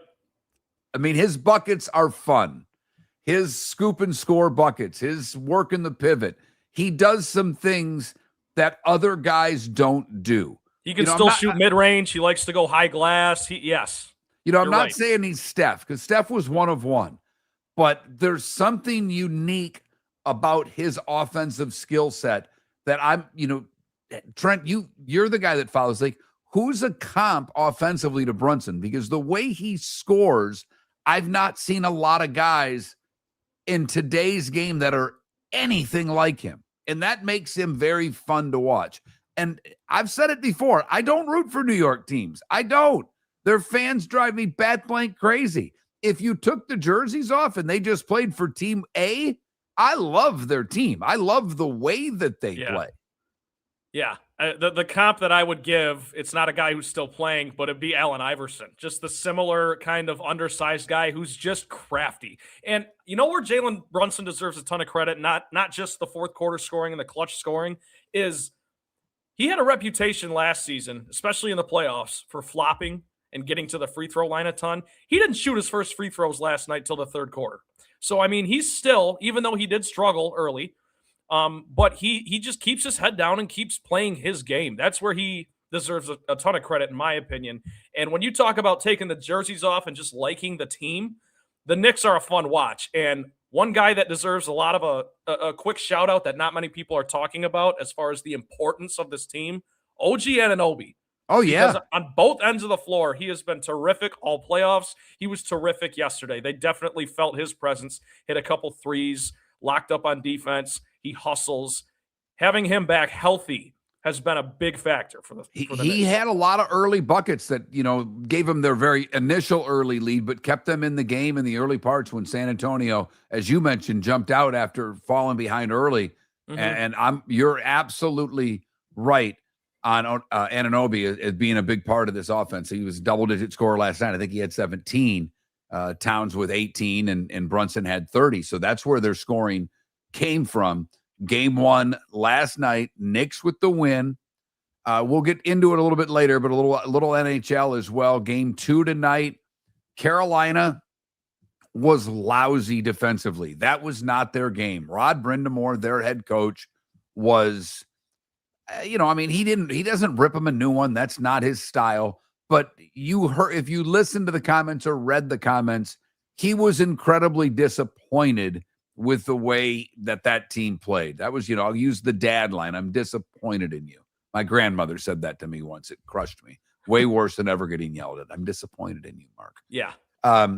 Brindamore was not happy with their play in game one. They have to be better defensively. But more importantly to me, Carolina's a team that likes to shoot. The fans don't have to yell that my least favorite phrase in all of hockey. Shoot the puck. Shoot the puck, because I don't know anything else to say. Carolina typically puts a lot of shots on net. Vegas is as good defensively as Carolina possibly. But they were not. I give the Vegas defensemen credit because Carolina was not able really to establish outside of the first period. Carolina did not establish their forecheck the way they've typically done throughout these playoffs. So to me, tonight, let's see what Carolina can do in getting the pressure on the Vegas defensemen, creating turnovers, keeping the puck deep, being relentless forecheckers, and getting offensive opportunities that way. They obviously scored enough to win with 4 because they've not given up goals in this postseason. So the fact that it was a 5-4 game was a little unusual for both teams. I would expect, if I were to bet this game, I would probably bet Carolina in the under. I don't see this game being as high scoring as game one, but the goals were all avoidable. Hart did not play well for Vegas. He was beat on the blocker side a bunch of times. And Anderson probably, by goals, his worst game of the playoffs, and it's not close. So I would think both of these teams, both Vegas and Carolina, want a much better defensive effort from their respective teams tonight. To me, though, it's the Carolina forwards. Can their forecheck put some pressure on Vegas to do what they've been able to do throughout the regular season and the playoffs? They're a team that likes to get shots. After the first period, Vegas did a pretty damn good job. Carolina, like I said, scored enough to win, but it's not typically what they do. And defensively, they were bad in their own zone. So we'll see tonight, can the Hurricanes get the forecheck going against Vegas? Game 2 tonight. We'll go back and talk the National Football League, there's no one better to do it with than Pat Kirwan. Pat Kirwan, next. Miller and Moulton, millerandmoulton.com. Your roof is your home's first line of defense. At Pelican Roofing of Florida, Ronnie John and their team bring years of experience to protect what matters most, your family and your business. From residential repairs to large-scale commercial roofing, we deliver honest work, fair pricing, and quality you can trust. An upgrade on your roof can lower your insurance costs. Don't wait for a leak to turn into a disaster. Call the experts at Pelican Roofing today. 1-866-9-PELICAN. That's 1-866-9-PELICAN. Online at pelicanroofingcompany.com. CCC 1332512. Floor Meisters just doesn't sell Cortec and carpet. They also sell a lot of wood. And what better time than now to stop in and see the nice folks at Floor Meisters for some new hardwood for your home. With white oak wood starting at $4.99 a square foot, that makes it affordable for everyone. With 10 colors to choose from, they have a color for everyone. So stop in. 6281 Naples Boulevard, right next to Costco, or go to the web. It's floormeisters.com. Floormeisters.com. Floor Meisters, just keeping it real. Mark Miller for Sleep Treatment Direct. They are helping me with sleep apnea. And by helping me, I mean curing me. No more CPAP machine, no more snoring, no more tossing, no more waking up exhausted. Their expert team got me the right treatment fast and hassle-free. If you want to feel energized and get rid of your snoring, call Sleep Treatment Direct today. 444-1741. That's 239-444-1741. Sleep Treatment Direct. Sleep safe and sound. The Cape Coral Police Department is growing, and they want you to be a part of it. They're hiring new officers. Starting pay is between $74,000 and $90,000, depending on your experience. And with a $10,000 hiring bonus, you could be making $100,000. Enjoy paid holidays, off-duty details, plenty of OT opportunities. They're also hiring dispatchers and professional staff. So go to capecops.com. Capecops.com. Be brave, be best, be Cape. American Paint Supplies, celebrating 30 years in Naples, is proud to be the exclusive Farrow & Ball dealer in Southwest Florida. The best thing to come from the UK since the Beatles, Farrow & Ball has the colors and paints at American Paint Supplies. See why all the designers and painters choose Farrow & Ball. For 30 years, American Paint Supplies provides the perfect pairing of service and expertise on 6100 Shirley Street in Naples off of Pine Ridge, or online at AmericanPaintSupplies.net. American Paint Supplies is your one-stop shop for all your coating needs. This summer, there's only one place to experience the roar of the World Cup at the British Open Pub in Bonita Springs, your World Cup headquarters, where the team is bringing every match live, full sound on every TV across the patio, with daily food and drink specials from the opening match on June 11th through the final on July 19th. Catch the electric atmosphere for every England and USA match and all the matches in between at the British Open Pub, Bonita Springs, at the shops of Pelican Landing, where the World Cup comes alive. This is Miller and Moulton. Good morning, Pat. Good morning, Mark. How are you? Oh, I enjoyed listening to two guys from Detroit praise the New York Knicks. I am as anti-New York as they come with teams, but good is good. Hey, it is like complete chaos in New York. It's got to be. Yeah, I mean, we've said it before. It's a basketball town first. People don't realize that. Yeah. They produced an awful lot of great basketball players came out of New York City. Absolutely. And we've just not had a good Knicks team or a good St. John's team in a long time. All of a sudden we do, and it's like, yeah, look. Yep. Yeah, I couldn't help but laugh catching the beginning of your show, and you went, I'm like, Pat, 14 and a half, Pat. You got to put a half on that. I know. I said that to Jake. I said, listen to this. This is my buddy correcting my inability to place you in a pickle. Yeah. He still went over, though. Yeah, he did. I don't think he feels like the guy can't miss. I really, I mean, I obviously, I know you, and I love listening to you on the show. He's really good. Jake is very good. He's really, and Jim was really good, but I don't think you lost a beat in the switch. I know you didn't want to, and there's reason, we know the reasons behind it, but I'm telling you, you haven't lost a beat with him. You guys seem to already have a good chemistry, which is hard to do. I think the show sounds when I listen, and I don't listen as much because school's out for summer, but the show hasn't missed a beat. Oh, I appreciate that. I've only had 3 hosts in 26 years. So right. Right. You had, was it Ryan, right? Timmy Ryan. Tim Ryan. Right. Yeah. Yep. And then Jimmy and Jake first off, he has his own radio show in the morning every day. And he's the voice of LSU football. So he's got a lot going on. And he's got 5 kids and he's coaching baseball for 3 of them. I got a kick out of the other day. I was driving. I think I was driving. I was with my mom. I was driving her to take her car to Naples. And he was talking about the weight room. When you guys were talking about the weight room, I like, that's the little stuff when you're like, oh, so what, how do you hurt your, but before the, like you said, I don't play golf. I lift weights. I'm like, that's such, when he said, I'm a meathead, I'm just a meathead. That's all there is. I just got a kick out of that because that was a little insight into who he is. Yep. That's what he is too. Like he writes that article every year called the All Meathead Team. I don't know. He does it for some publication. So he does comb the whole league looking for, guys like himself. Trent.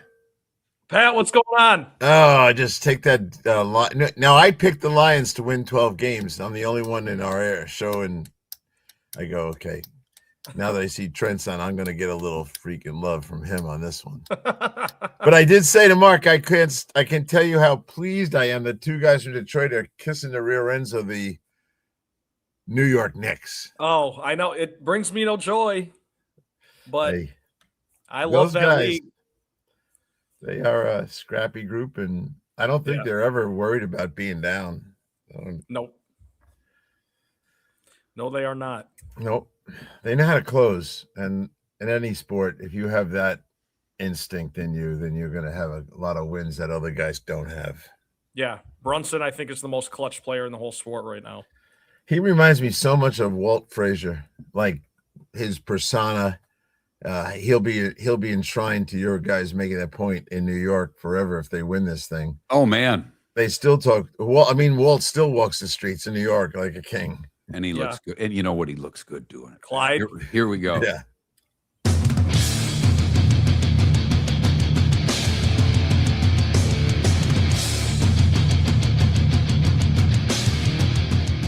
You're listening to Miller and Moulton, coming at you from the Floor Meister Studios. Floor Meisters, keeping it real.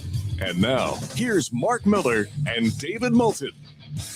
David has the rest of the week off, so Trent Valley doing a great job filling in for David this week. Miller and Moulton, millerandmoulton.com. And since it's summertime, Pat Kirwan is down to once a week, and that is right now on Thursdays. Pat Kirwan, NFL Radio, moving the chains. CBS Sports, the NFL Today Show with the new panelist. We'll get to that in a bit. Pat's appearance is always brought to you by Pinchers, with locations from Tampa to Key West. Pinchers, where you cannot fake fresh. Good morning, Pat. How we doing? I'm doing great. Trent, good to hear your voice. Good to see you. And I know you're a crazy Detroit fan. I see the big symbol behind you with the Lions. I picked them to win 12 games this year, so don't get on my case. I was the only one in our group to do it. You won't hear anything from me because I've also got them at the same exact record, 12-5, and I'll be over the moon if they can use this schedule to get to that. I told you before when I looked at it, I could see them being 10-2, through 12 games. But that means you got to win all the close ones. But we have plenty of time to talk about that. A lot has happened since we talked to you last, Pat. Fact. And obviously, Myles Garrett going to the Rams. The Rams now, since 2016, will only have 1 first-round pick on their roster. That's the quarterback they selected this year, Ty Simpson. They are doing it differently than every other team out there. First off, Pat, how does their salary cap department get away with all this? But secondly, just your general thoughts on the trade, what this means for the Rams going forward. Yeah, there's a lot to answer there. First off, they still have $21 million of cap space. So if they want to bring Aaron Donald back, right, they can do it. I just want to put another blast on everybody because and you know what? He only has to play 25 plays a game. We don't need him on all the run ground. They get other guys who can do it. But every time you get into second and long, third down, you put him on the field. 25 plays later, he has 3 pressures and a sack. And so there's a lot to go on there. Now, I thought Joe Flacco had said it best. Man, like, we're glad he's gone. I mean, Joe is a teammate of Garrett. He knows who he is. So I went back and looked at what did Garrett do to his division? It's brutal.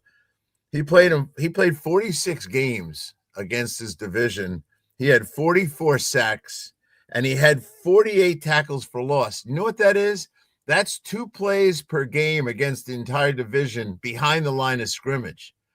And if you want to throw in hits on the quarterback in his division games, that culminates in 175. That is 4 plays behind the line of scrimmage or hitting a quarterback in the mouth.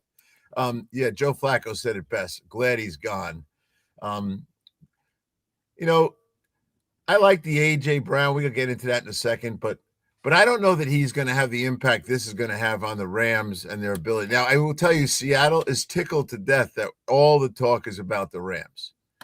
They like living in obscurity, even though they're the Super Bowl champs. So we'll see where it all goes with them. But, when you say they do it different than others, I had a caller calls me at least once a week, mostly twice a week. And he's an LA guy, lives in LA.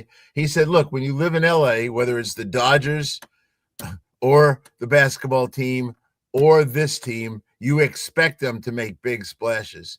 And then I said to him, trying to rain on his parade, I said, yeah, but there'll still be more 49er fans in the stadium, even though you've got Miles. Pat, we talked earlier about how this wasn't necessarily the Browns shopping Garrett. It was more the Rams' relentless pursuit of him. Are there any fan bases that come to mind right away in the AFC or NFC that you think should have been as relentless as the Rams were and maybe weren't?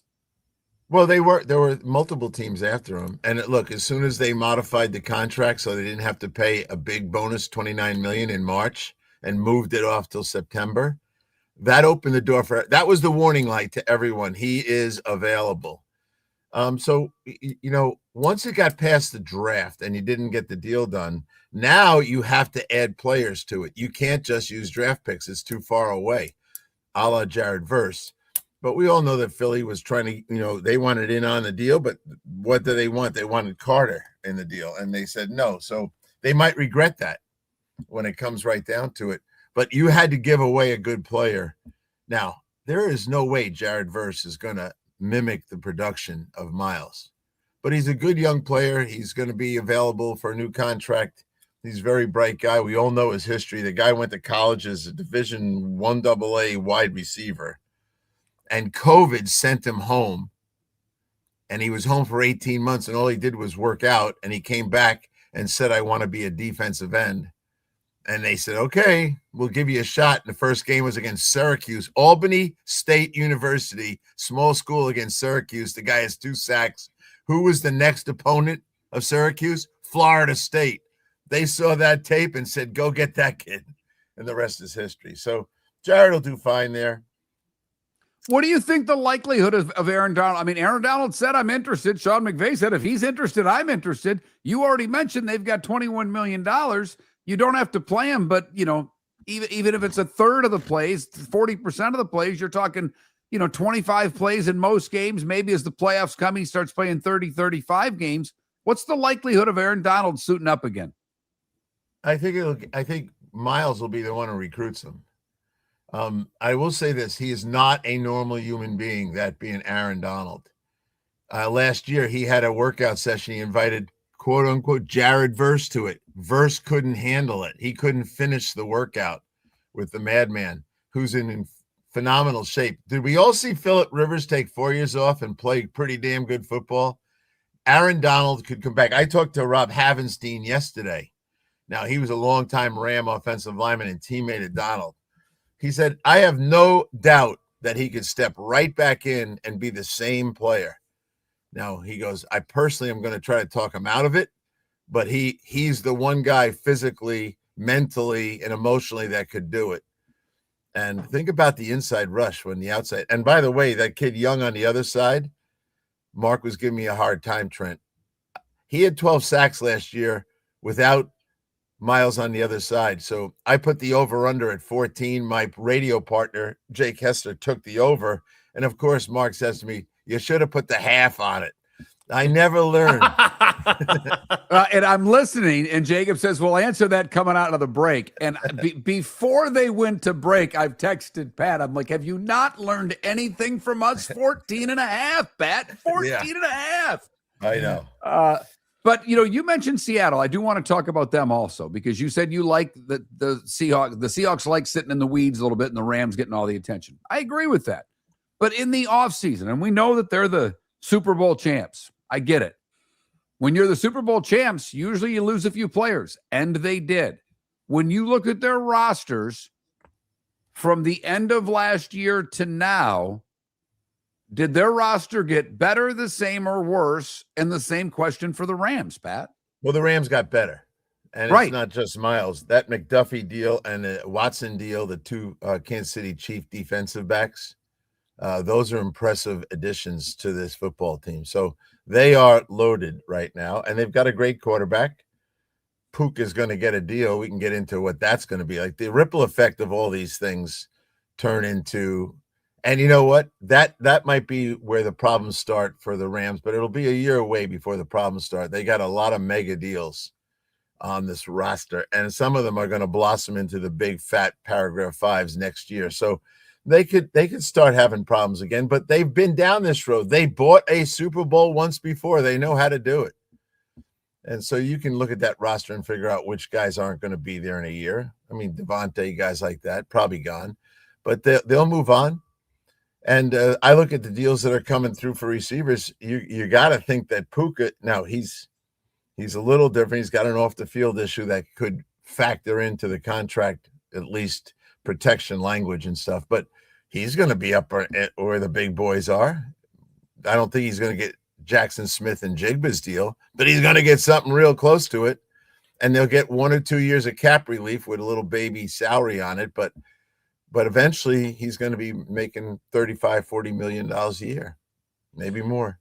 Pat, if the Rams are indeed the top dog in the NFC now, which I believe they are, I know Mark believes they are, who's next? Is it the Lions, who you said are going to win 12 games? Is it the Bears, who looked phenomenal last year? Is it the Eagles? Talk to me about the rest of the NFC. Yeah, I think the Eagles, you got to always consider them factors to win their division, maybe get to 12 games. I got them like for 10 or 11 wins. I still don't trust the quarterback enough to think that they did not replace talent for talent here. All right, so they loaded up the receiver room, but none of them are AJ. AJ Brown, right? I'll tell you who he reminds me of when he's playing. He reminds me of Terrell Owens. If you watch, he's just a big physical guy, hand snatcher, and he drops his shoulder and runs people over. He's got, and so they don't have that. Now, Devontae Smith's going to end up making a lot of money off this deal because they already said he's a number one. If that agent heard that, he said, okay, here's what number ones are making. So right. I like them, but I still think I like Seattle. I think the 49ers have a little bit too much medical issues going on, and they're trying to fortify the depth of their roster. But you ask me who's number two, I always say it's Seattle. I love that coach, and I like that quarterback. Yeah, I'm with you. San Francisco, Bosa says he's going to be healthy. Trent Williams is another year older. They rely on some really veteran players to do big things. McCaffrey has played injury-free now for a couple of years. It's tough to always count on that. So I love where you're at with Seattle. And I know you picked the Lions to win the division, but I think you could put three teams' names in a hat, and Green Bay and Detroit and Chicago, I think they all have kind of an equal shot in that division, right? Yeah. Well, I'll tell you this, and I asked Jake this yesterday because this exact conversation came up, and I said, you tell me, can you name three divisions where you know who's going to win the division? And I said, I found two when I take a bet on them, but I don't bet.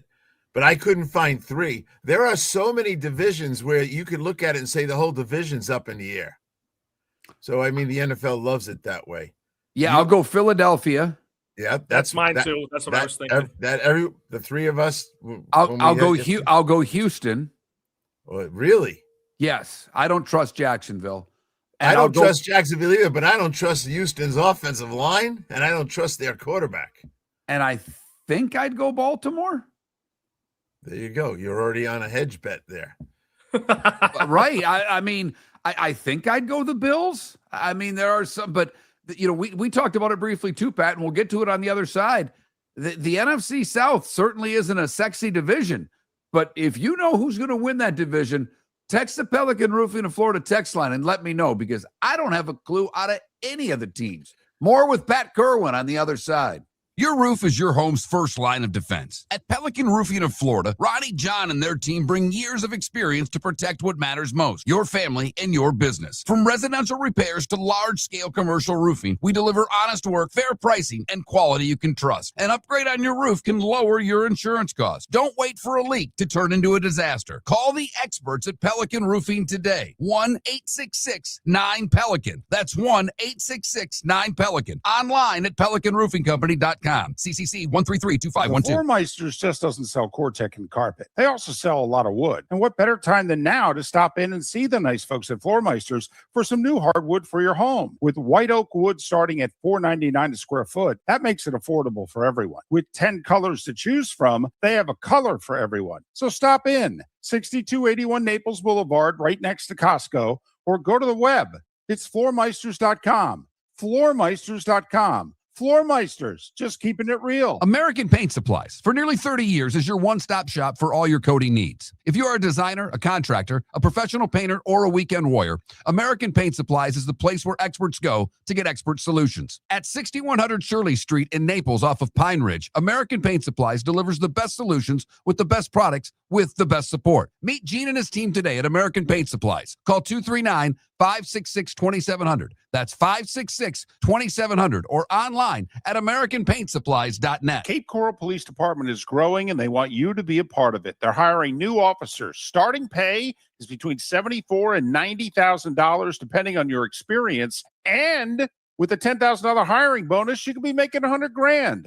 Enjoy paid holidays, off-duty details, plenty of OT opportunities. They're also hiring dispatchers and professional staff. So go to CapeCops.com. CapeCops.com. Be brave, be best, be Cape. This is Miller and Moulton. Pat, you going to make it down for the Kelly Cup Finals? Yeah, I'm timing it up here. I'll probably, because they're going to get 3 games at home right after these 2 in Kansas City. Is that? You Pat, you know way more about this than so me. it's starting in Kansas City, I believe, tonight maybe, but next weekend. I'm either going to come for Wednesday and Friday, the first 2 back, or Friday, Saturday. I got a couple of responsibilities with my grandson and college trips and all that stuff. Okay, yeah, I remember you saying that. Yeah, but it's going to be it's going to be either the Wednesday, Friday, which I think it'll be. Then I'll get out of there early Saturday morning and get back to take care of him. That's interesting, but you and Cassio. Cassio's now the big Everblades fan. He spent years ripping hockey on our show, and he is all in with his kids. It cracks me up. Well, it's very entertaining. It's gotten expensive. I'm shocked at what they're charging for those tickets. Yeah, and they're getting it too. Oh, I know. I mean, I don't blame them. If you can get it. But wow. But you know what's really amazing, Mark, is that the Northerners are all gone, and they're still loading it up. Well, I will say, yeah, the Northerners go to games, but the people of Southwest Florida, that's theirs. Yeah. It always has been. Well, they're very into it, and I'm not talking about now with the championship round. I'm just talking about I pay attention on April 1st. Right. When there's 9 million cars heading north, and they're still loading up the place. Yep. It's just a fun little product, and they did a hell when Hoffman bought the team, he did an amazing job redoing the arena. It needed it. It was old. It needed to be refurbished, and the new the band there, the advertising band that goes around the top, the new scoreboard, all that stuff, absolutely terrific. It is. It feels a lot different than a AA hockey team when you're there. I agree. And so I like going to all the games, and I got my normal crowd of my brothers and Brad Childress, and it's always the same group, and it's fun. And those guys, they're like, and now these tickets are on the phone. So like the last series, I couldn't make it back down for 2 of the games, and I just transferred to those guys, which you would never do with hard copy tickets. So it's kind of working out great for them too. But I know everyone who works there. I'm serious. Oh, I know. Now you're buddies with Brush. I mean, holy cow. He's a knucklehead. When I went up to his box to have dinner with him and all that stuff, I mean, the amount of Cornell stuff that was on the walls. Oh, yeah. He's very proud of that. He should be. Well, Yeah, they won a natty. I mean, he was on an undefeated team. I still think it's one of the only, if not the only, hockey team that went undefeated for the whole season. Yep. Well, the backup goalie on the team turned out to be a teacher my wife was very close with. He just passed away, Bob Rule. And Bob and Craig were very close friends. And I hired Bob Rule to train our coaches at the Jets on how to identify how people learn. He was a brilliant guy, but he was the backup goalie. And the reason he was he was the goalie for the lacrosse team. And they didn't have a backup goalie, and they put pads on him, and he could stop shots just like he stopped lacrosse balls. So one of Brush's teammates was the guy that he played in our hometown on the AA team in our hometown for years, stayed there, still is there, and he runs the rink. I don't know if Dave's still running the rink. He might have retired by now. But for years, he ran the Saginaw Bay Ice Rink, a guy by the name of Dave Westner, great guy. And I got to know Dave pretty well as I got older, and me and a good friend of mine, his dad was good friends with Westy, so we knew Dave. Well, Dave gave us Brush's nickname, and when we asked him, they still call you this? And I won't even say it on air. That's the only time outside of when he fired me that Brush got pissed. He did not like that we knew that. It's like, I got one up on you now, big boy. Be careful. No, yeah. I miss Trent not being, down in Florida, coming to a game or two. That was fun, Pat. That was probably. Yeah, you were on the verge of being a season ticket holder with me. The other guys like talking to you, and I said, you're going to land up at every game. But then the next week, you moved back to Detroit. Welcome back to Miller and Moulton. Text the guys what's in your mind at 21,000. That's 21000. And now, here's David Moulton. David off for the week. Trent Valley filling in. It's that time in the summer that we talk to Pat Kirwan, NFL Radio's Movie The Chains, CBS Sports, the NFL Today Show, and a new addition on the NFL Today Show, Russell Wilson. Announced his retirement. I think it was last week that it was really announced that CBS and Russ had come to an agreement. Obviously, Matt Ryan did a nice job. He's a front office guy. Kirk Cousins did a really good job filling in. He still wants to play. I think Russ's wife wanted him to stay in New York. That helped make the decision pretty easy for him. But now someone else you got to break in, Pat. Yeah, and I've had I know Russ a long time, and because of the Seattle thing, and I was out there quite a bit, Russ and I have had many long conversations about life in general. And then he did a couple shows for us last year, so I knew it was going to come to this. And I've had Phil Simms, Boomer Esiason, really smart guys that are well-spoken, that are prepared. Nobody prepares like Phil. Phil prepares like he's the coach of the team.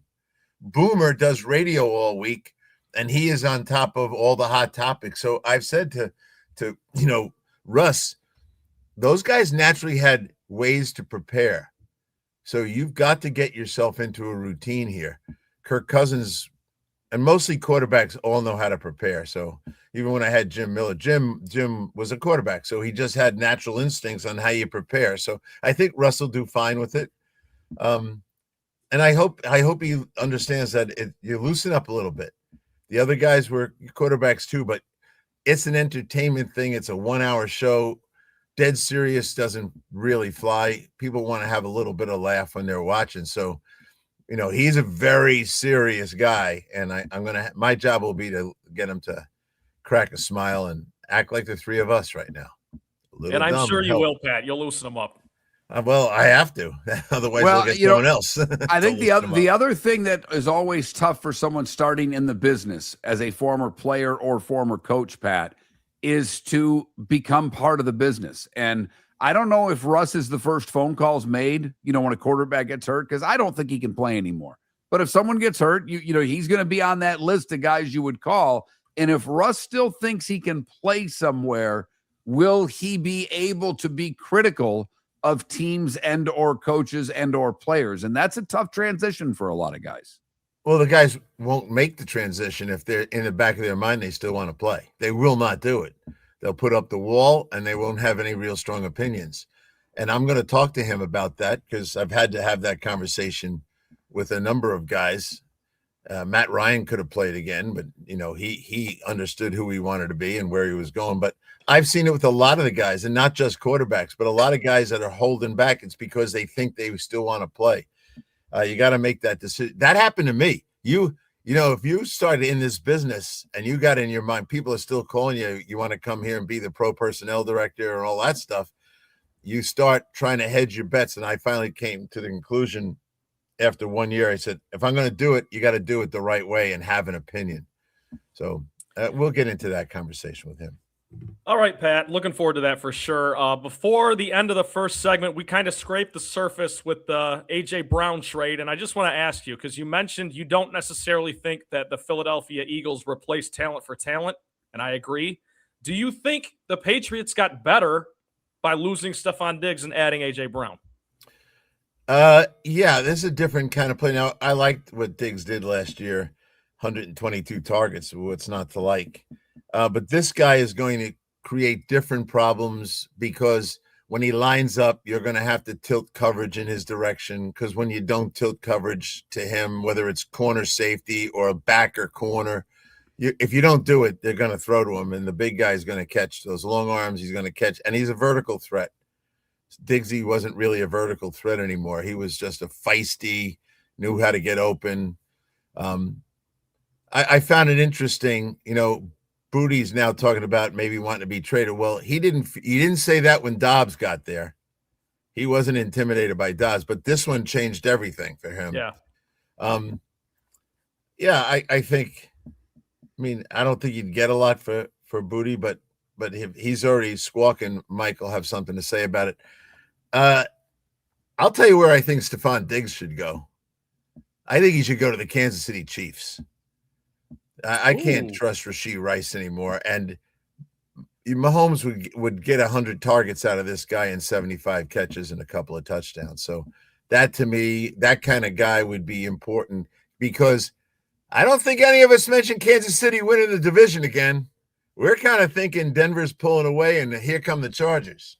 Well, I'm so glad you went there, Pat, because I brought up the NFL. There was a power index thing, and it makes for good fodder for a show on a website. And they have the Broncos listed as the third best team in that division. I'm like, I don't get it. I don't get it at all.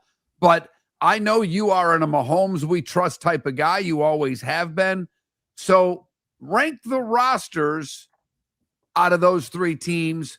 But do you think the best roster wins the division? Well, the best defense is Denver. All right. And they got pass rushers. And they're good. They were very good on defense last year. They should have gone to the Super Bowl. I was standing on the sideline of that game, and they were better than the Patriots, but that didn't happen. I don't know who said that and I wouldn't read another note by anyone who thought they'd be the third best team. I think Denver is the team to beat. And the young quarterback is being trained by Sean Payton. Payton has a very good feel for how to get quarterbacks ready.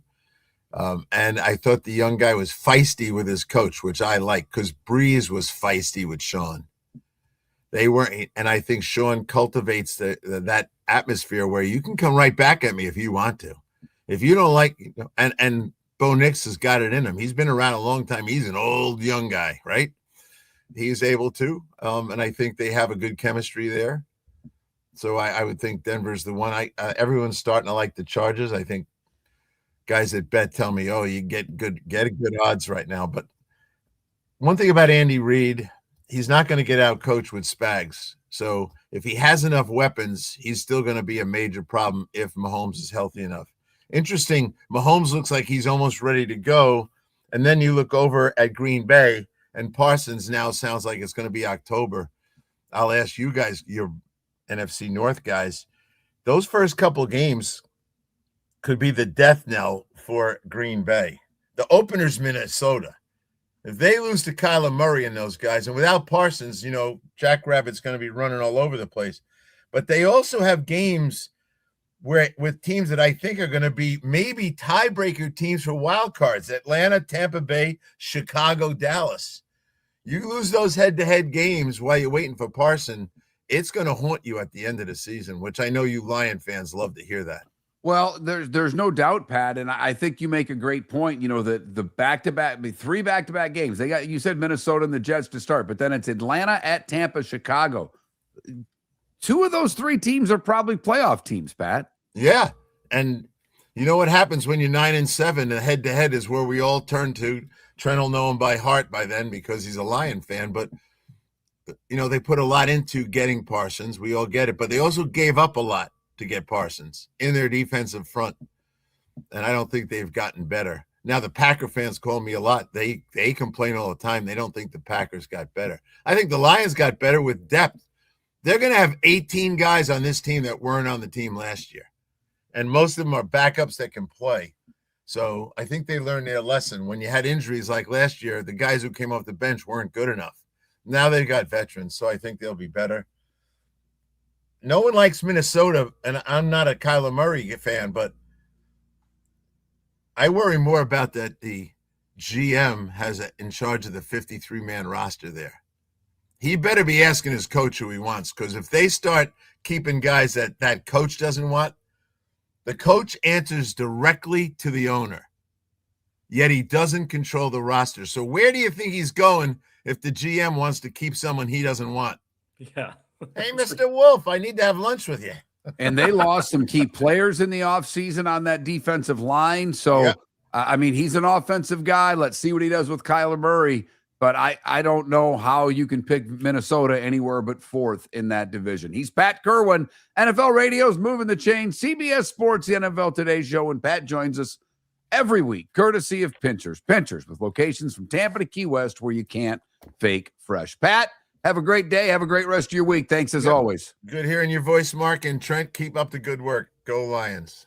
Thanks, Pat. Your roof is your home's first line of defense. At Pelican Roofing of Florida, Ronnie John and their team bring years of experience to protect what matters most, your family and your business. From residential repairs to large-scale commercial roofing, we deliver honest work, fair pricing, and quality you can trust. An upgrade on your roof can lower your insurance costs. Don't wait for a leak to turn into a disaster. Call the experts at Pelican Roofing today. 1-866-9-PELICAN. That's 1-866-9-PELICAN. Online at PelicanRoofingCompany.com. CCC 1332512. Mark Miller for Sleep Treatment Direct. They are helping me with sleep apnea. And by helping me, I mean curing me. No more CPAP machine. No more snoring. No more tossing. No more waking up exhausted. Their expert team got me the right treatment, fast and hassle-free. If you want to feel energized and get rid of your snoring, call Sleep Treatment Direct today.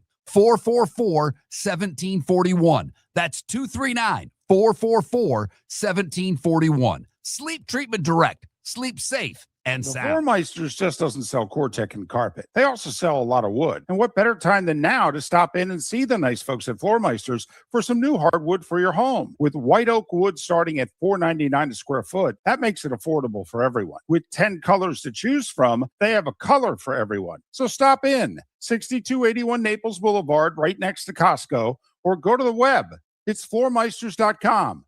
Floormeisters.com. Floor Meisters, just keeping it real. American Paint Supplies, for nearly 30 years, is your one-stop shop for all your coating needs. If you are a designer, a contractor, a professional painter, or a weekend warrior, American Paint Supplies is the place where experts go to get expert solutions. At 6100 Shirley Street in Naples off of Pine Ridge, American Paint Supplies delivers the best solutions with the best products with the best support. Meet Gene and his team today at American Paint Supplies. Call 239-566-2700. That's 566-2700 or online at AmericanPaintSupplies.net. This is Miller and Moulton.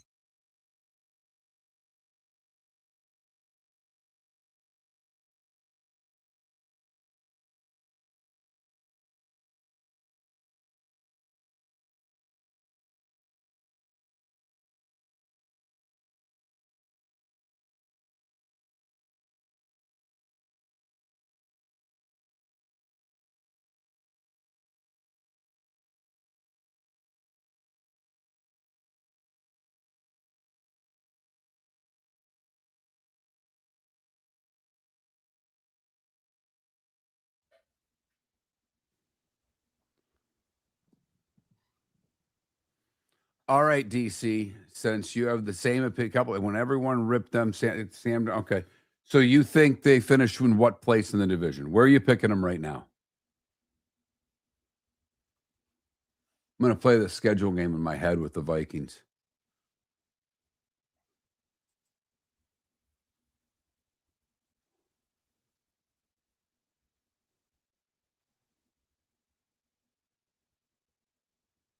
Without injuries to a quarterback in that, let's just say that Love, Caleb Williams, and Jared Goff all play a minimum of 14 games.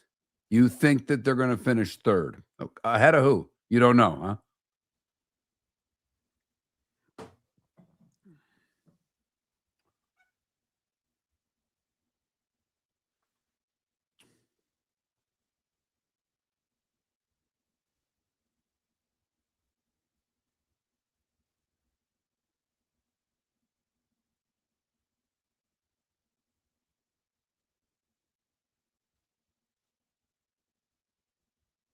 I see him winning 6-11. There's my early season schedule game for your Vikings.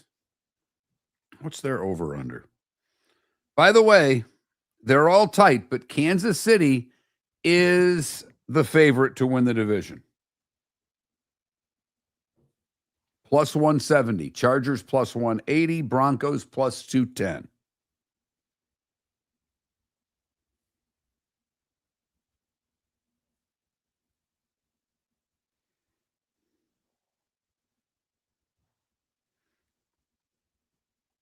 Vikings over under is 8.5. I would bet the under. This pisses me off because New England's is 9.5. That's a tough pick because I think they could be a 9-8 team.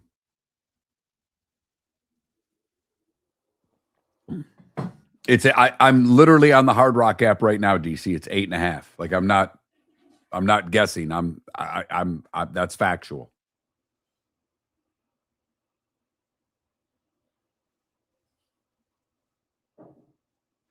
Like, I think it's hilarious. The same over-under as Tampa Bay. And Tampa Bay gets to play 6 games against that division. And Minnesota has to play 6 games against their division.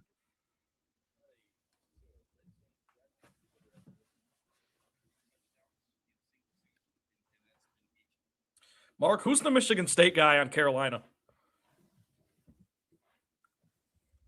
Other than Brendamore? No, that's what I'm thinking of. Yeah, sorry.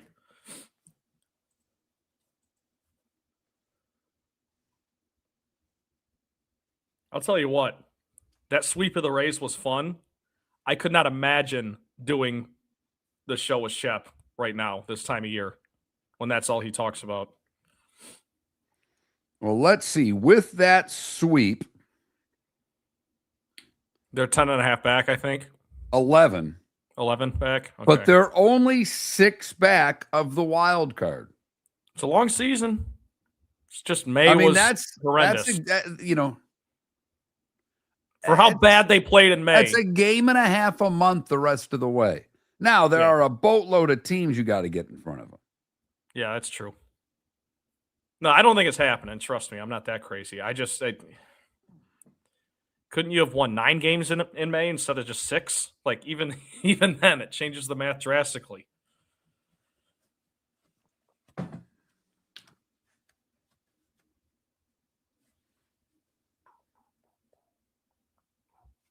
Did you end up getting out yesterday at all, or no? Golf? Oh, yeah. Yeah. You did? So they didn't screw you with car path only? Welcome back to Miller and Moulton. Text the guys what's in your mind at 21,000. That's 21000. And now, here's David Moulton. Miller and Moulton, millerandmoulton.com. David with the day off today. Rest of the week off, for that matter. Yeah, only one more day. We'll make it. Oh, yeah, it is the rest of the week now, isn't it? That tells you where I am. I must say, adding the starting five and booking the guests on the show, which have been David's jobs, have made the week a lot longer for me. I believe because it. I have my routine, and I usually get the today was the day when and the good, bad, and ugly done pretty quickly after the show, because the satellite, a little behind the scenes, people don't seem to mind that. The satellite company that we use will put upload the shows to a site where I can get them so I can load them for the podcast. It takes them anywhere from 15 minutes to sometimes 45, but usually 15 to 30 minutes before each hour is posted. And then I have to edit it and put it up. So as I wait for that, I typically knock out today was the day when and the good, the bad, and the ugly for the next day. It's just I can sit here, I'm right at the computer, get it done. Then I'm done. Then I used to be done for the day. Then all I had to do is read articles, find things that were going on, try not to miss anything. And usually if I did miss something, I would get a text about it. If not a notification, but maybe even a text. So, I got to read this. I got to look at that. Well, I don't trust Trent enough to give me anything right now. It started on Tuesday afternoon, and I know he had a busy day, but when he didn't even respond to the guest list with and this is where texting, see, back when we had to call someone, last decade, before Trent was an adult, back when you had to call someone back, you could use the excuse that I was busy, I didn't have time to call. I don't know how anybody can get with I didn't have time to text. I was at dinner with a potential sponsor, Mark, and I didn't want to screw that up. Now, I did feel my phone buzz. I quick checked it. I saw it. I said, I'll get back to him. Then I completely forgot. I don't know what to tell you. I got you. No, I'm not knocking you. I am knocking anyone who uses the excuse, I didn't have time to text you. It's not as believable as it used to be, is what you're saying. Because literally, you can press on the text, because I would say, and I don't know what the percentages are, but of the people that I text with, I would say it's upwards of 80% are on an Apple device, an iPhone. And so I know you can do that with an Android phone as well. So you can literally hold the text down, hit the thumbs up button, and you've answered. It literally takes less than 5 seconds to respond to a text. Fair enough. So I had a buddy who said, I didn't get your text. There was a time when I didn't get your text. We didn't trust technology 8 years ago. You could get away with that. You really can't anymore. When it says delivered, even if that guy like me has turned off the function that says I've read your text. You will Could I never ask you know. this, though? Could I ask you this? Because I truly mean this. I don't like using the reactions to text because I'd rather give an actual response. That's just how I'm wired, I guess. So it doesn't cross my mind to be like, oh yeah, I'll just thumbs up this. That'll be good enough for Mark. No, I wanted to tell you, okay, when you're in a bind and you're busy, it seems to me, and I, again, I'm just an old guy. I don't know much, but it seems to me that if you're so busy that you can't give a formal response, that perhaps, just perhaps, a thumbs up would let the person who, by the way, is paying you know that you've read their text. That you saw it. That's fair. But you know what else I probably would have done? If I would have actually spent some time with it, I probably would have noticed that it said Kevin Smith instead of Keith Smith. Well, throw a shot. I like your snark. I like your snark, young man. I get it from you guys. In his Motley Crue shirt this morning, for those of you listening on the radio. Love Motley Crue. So a lot of football talk there with Pat, getting into a lot of the divisions. And it is, I answered, all right, I'm going to give you the question that he threw out there. Give me 3 division winners you're sure of that you would actually put your $5 bets down on today future bets. Give me 3 division winners. I'll start with one that it might be controversial, but I don't think it should be, and that's the Bills. I think the Bills take that division back this year, and I think the Patriots take a step back by default. The Patriots could still be a fine team. They could still win 10 or 11 games. I just think the Bills, every year they seem to take advantage of that division, and I think last year's a little fluky, and the Patriots took advantage. Credit to them. I actually agree. When I was doing my 3, I missed them. I agree with you wholeheartedly. And then my second one would be the Ravens, because people can say how rough and tough that division is. Look, the Steelers, not sure about this year. They're bringing back Aaron Rodgers, new coach, right? And then the Bengals, they've missed the playoffs the last 2 years. How can I trust them? Yeah, I'm with you. I mean, look, we were kind of giving Justin Herbert a little bit of a hard time on the what have you done category. And I said, at least Burrow's been to a Super Bowl. But outside of that, those 2 years when they were, and that's a while ago now. Yeah. I mean, when's the last time the Bengals have challenged? So until proven otherwise, I can't trust the Cincinnati Bengals. Right. And then my final one, honestly, would be the Eagles in the NFC East. I still just don't think Dallas has quite retooled enough from a couple years ago when they were the big bad top dog in that division. So I'm going to rock with the Eagles until proven otherwise. It's kind of hard, to say anyone from the NFC North. It's impossible to say anyone from the NFC South. And I'm a little lower on the Texans than you are because of what Pat said. I don't trust the quarterback. I don't trust the offense. But my next answer, if I had to give you a fourth, a bonus answer, would be the Texans. And it's funny, neither of us picked the Rams, and they made all of these moves. But again, you've got San Francisco in that division that I think will be a third-place team. I think it will be fought between the Rams and the Seahawks. I will bet on the Rams. If you told me to pick one, I'll pick the Rams. Me too. But I like the Bills, Eagles, and Ravens in their divisions more than I like the Rams in theirs. And I think that's fair. The NFC West is just too strong of a division, similar to the NFC North. Like I do think the Lions will position themselves well with the fourth place schedule being a above 500 team last year. Like those two things are going to go hand in hand, I think. But are you confident enough to bet on something like that when you have, a division like the AFC North? No. So I got an email yesterday from a listener who has my email address, and he's been great, and I actually enjoy his emails. He sent me a lot of interesting stuff, and I read all of them. I don't always respond. I did respond to this one with a question that had nothing to do with sports, because that's his area of expertise, and I had a question in his area. But he not only gave me how much he loves the World Cup, he belabored the point by giving me all of his group predictions, of which I really don't care. But I read it, and it stemmed from me yesterday saying I'm not fired up about the group stage because it looks incredibly predictable. Yeah. And he said, hey, you might be right, but the way they've added teams to get to 32 in the knockout stage now, there's a third group, so goal differential will be big.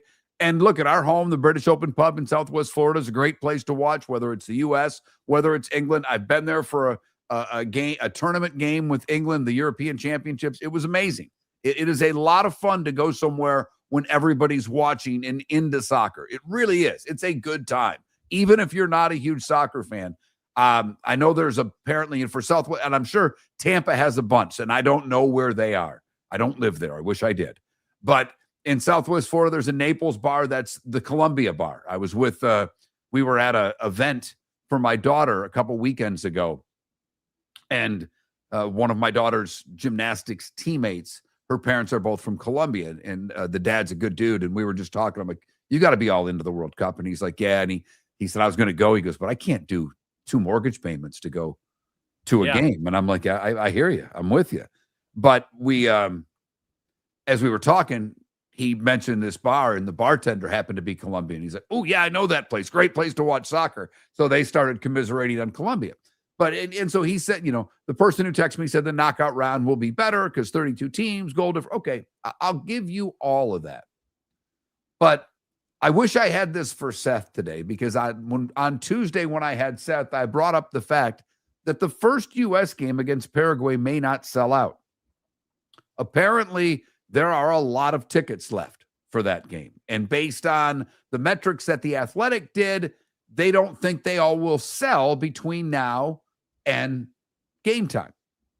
Well, Seth's big complaint has been about the price of the transit ticket to MetLife Stadium, or New York, New Jersey Stadium, as they're calling it in the World Cup, because you can't have any sponsors on the stadiums. Yeah, but the only way to get to the stadium by train is basically you've got to buy tickets ahead of time, and you've got to use this New Jersey Transit app, because they are not going to sell tickets because of security at the stop.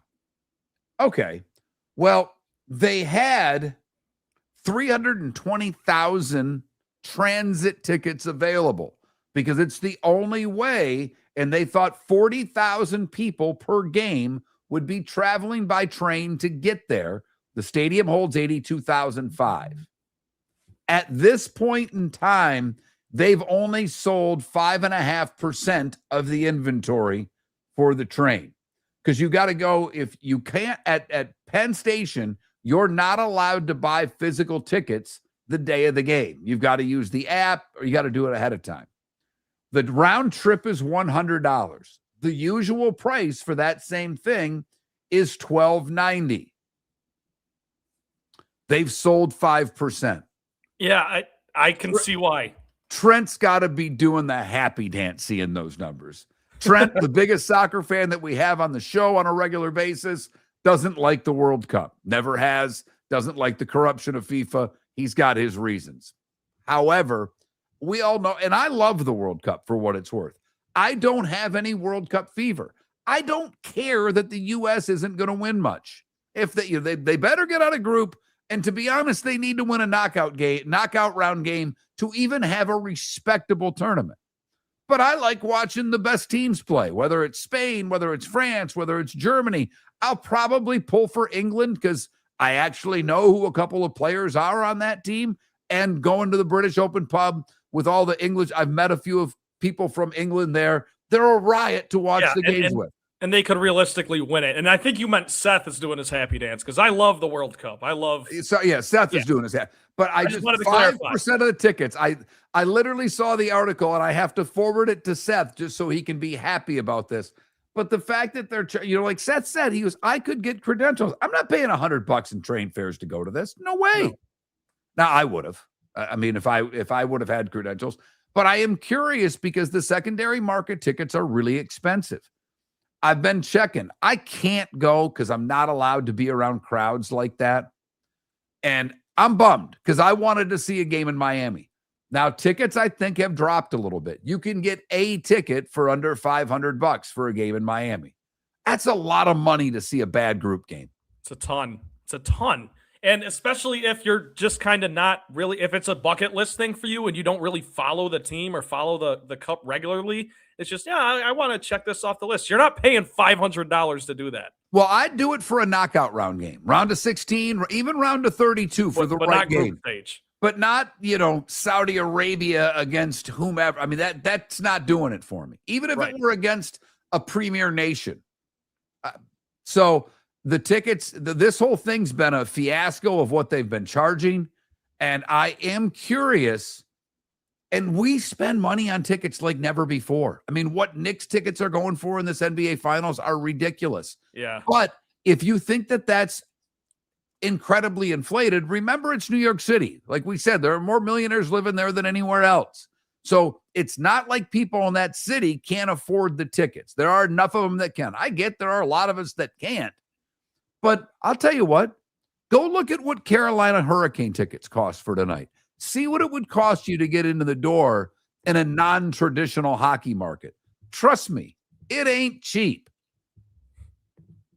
So it's not just the basketball. And the fact that there are lots of World Cup tickets out there, I wonder if they're going to drop staggeringly or if at the end of the day, people are just going to gobble up tickets.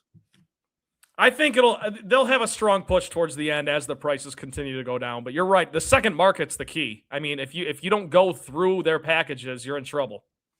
Miller and Moulton. The Pro Hour is next. Jacksonville and Tampa. We'll continue to wrap on Miller and Moulton with Trent Bally filling in for David. The Cape Coral Police Department is growing, and they want you to be a part of it. They're hiring new officers. Starting pay is between $74,000 and $90,000, depending on your experience. And with a $10,000 hiring bonus, you could be making $100,000. Enjoy paid holidays, off-duty details, plenty of OT opportunities. They're also hiring dispatchers and professional staff.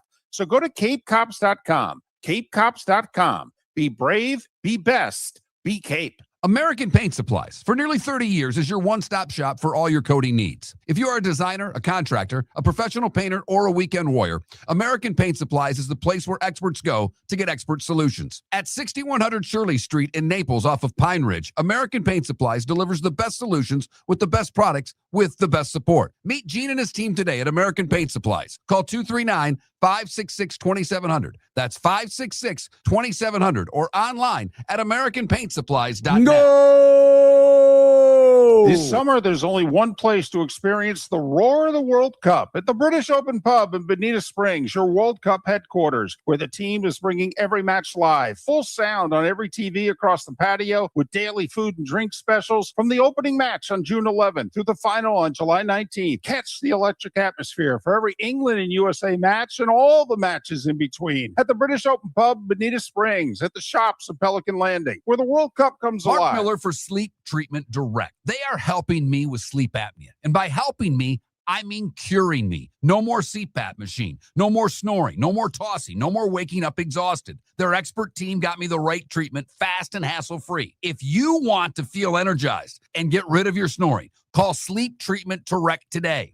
444-1741. That's 239-444-1741. Sleep Treatment Direct. Sleep safe and The sound. Floormeisters just doesn't sell Cortec and carpet. They also sell a lot of wood. And what better time than now to stop in and see the nice folks at Floormeisters for some new hardwood for your home. With white oak wood starting at $4.99 a square foot, that makes it affordable for everyone. With 10 colors to choose from, they have a color for everyone. So stop in, 6281 Naples Boulevard, right next to Costco, or go to the web. It's floormeisters.com.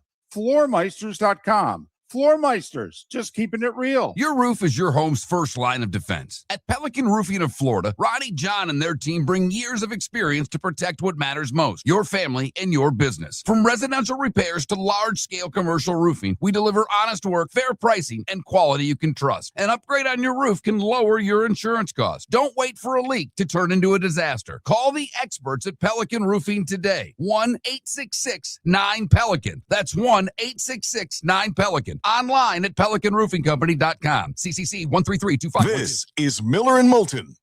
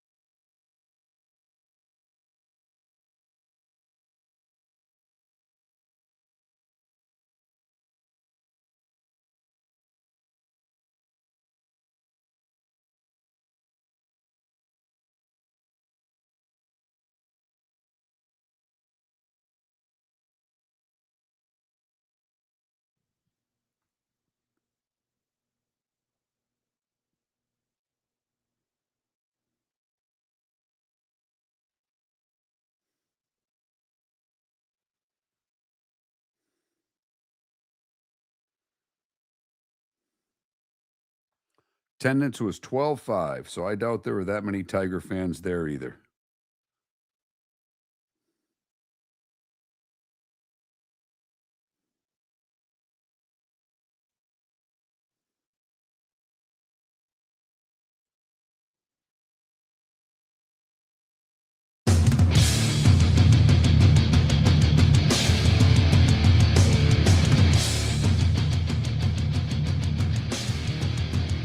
You're listening to Miller and Moulton, coming at you from the Floor Meister Studios. Floor Meisters, keeping it real. And now, here's Mark Miller and David Moulton. Miller and Moulton, the Pro Hour. David off the rest of the week. Trent filling in. Happy to have him here, even though we've been yelling at one another for a lot of the morning during the breaks. All in good fun, of course. So I do want to switch to Trent's other favorite sport for just a moment, college hoop, because some news was made yesterday, and I didn't have it in the starting five, so shame on me because I was aware of it. But the Duke-Michigan game, which they played in D.C. last year, and they scheduled for this year at Madison Square Garden, they announced yesterday that it's being moved. And for you Michigan fans in the state of Florida, you should be happy because it's moving to Florida. They're going to play it at Lone Depot Park, the home of the Miami Marlins, on December 21st. Now, great game, no doubt. I mean, these are two premier teams. Michigan's expected to be, nearly as good as they were last year, and they won the national championship, and Duke's Duke, for crying out loud. Yeah, they're both going to be two completely different teams, but it's two really good programs, and it's inevitably going to be a great game. It was a great game last year. And what I'm most curious about, and I don't know, because Duke announced a deal to have 3 games on Amazon Prime. Well, Fox and ESPN have a little problem with that because, well, they've got the rights to these games. And I am just curious on these one-offs if they happen, because there was a piece done when I did talk about it. David and I brought it up, I don't know, a month ago when I saw that Duke did this deal. And there has been some resistance from the college basketball television partners saying, yeah, you can't do this. And I think Mick Cronin, the UCLA coach, said, yeah, good luck getting these games somewhere else. But if Duke's able to pull this off and get the games on Amazon Prime, I look at it. I mean, I thought ESPN had the rights to their games. If it's Duke's game that they're moving, doesn't ESPN have the rights to the ACC? If it's Michigan's game that they're moving, doesn't Fox have the rights to the Big Ten? They're going to have to get paid in order to release these games. And if they get paid, I'm guessing Amazon Prime would do it because they're trying to get in the sports thing. But how much money would you want if you're those networks to take that? I know it's not ESPN selling off the rights to a couple of the bad playoff games to Turner. So this is something I'm fascinated with, because this is a college basketball game that if it's on the ESPN family of networks, which this would be ABC, this game would be on ABC, this would draw an audience. If it's on Fox, it would draw an audience. This isn't, Duke versus Wake Forest. This isn't Michigan against, I don't know, Minnesota. I had to pick the Big Ten team right there. I got you. I did not want to get Purdue fan or Wisconsin fan pissed off at me this morning. No, but Mark, that's why this is interesting, because it's a third party between two non-conference teams. It's a non-conference game. So right, but typically, like with football, and I'm guessing basketball is the same way, Fox gets the Michigan-Oklahoma game this year. Last year it was on ABC because it was in Oklahoma. Right. So I believe, wasn't this game on ESPN last year? Yes, it was. And it was a weird start. It was like a 5:00 in the afternoon start on a Saturday. Yeah. Okay. Yes. And I remember it was a great game. And it was in the middle of the season too. It's that weird part where sometimes they have one-off non-conference games in the middle of the conference schedule. Yes, yeah, it was late in the season. I was up in Tampa when it was played. This is going to be a weird resolution here, but I think I can.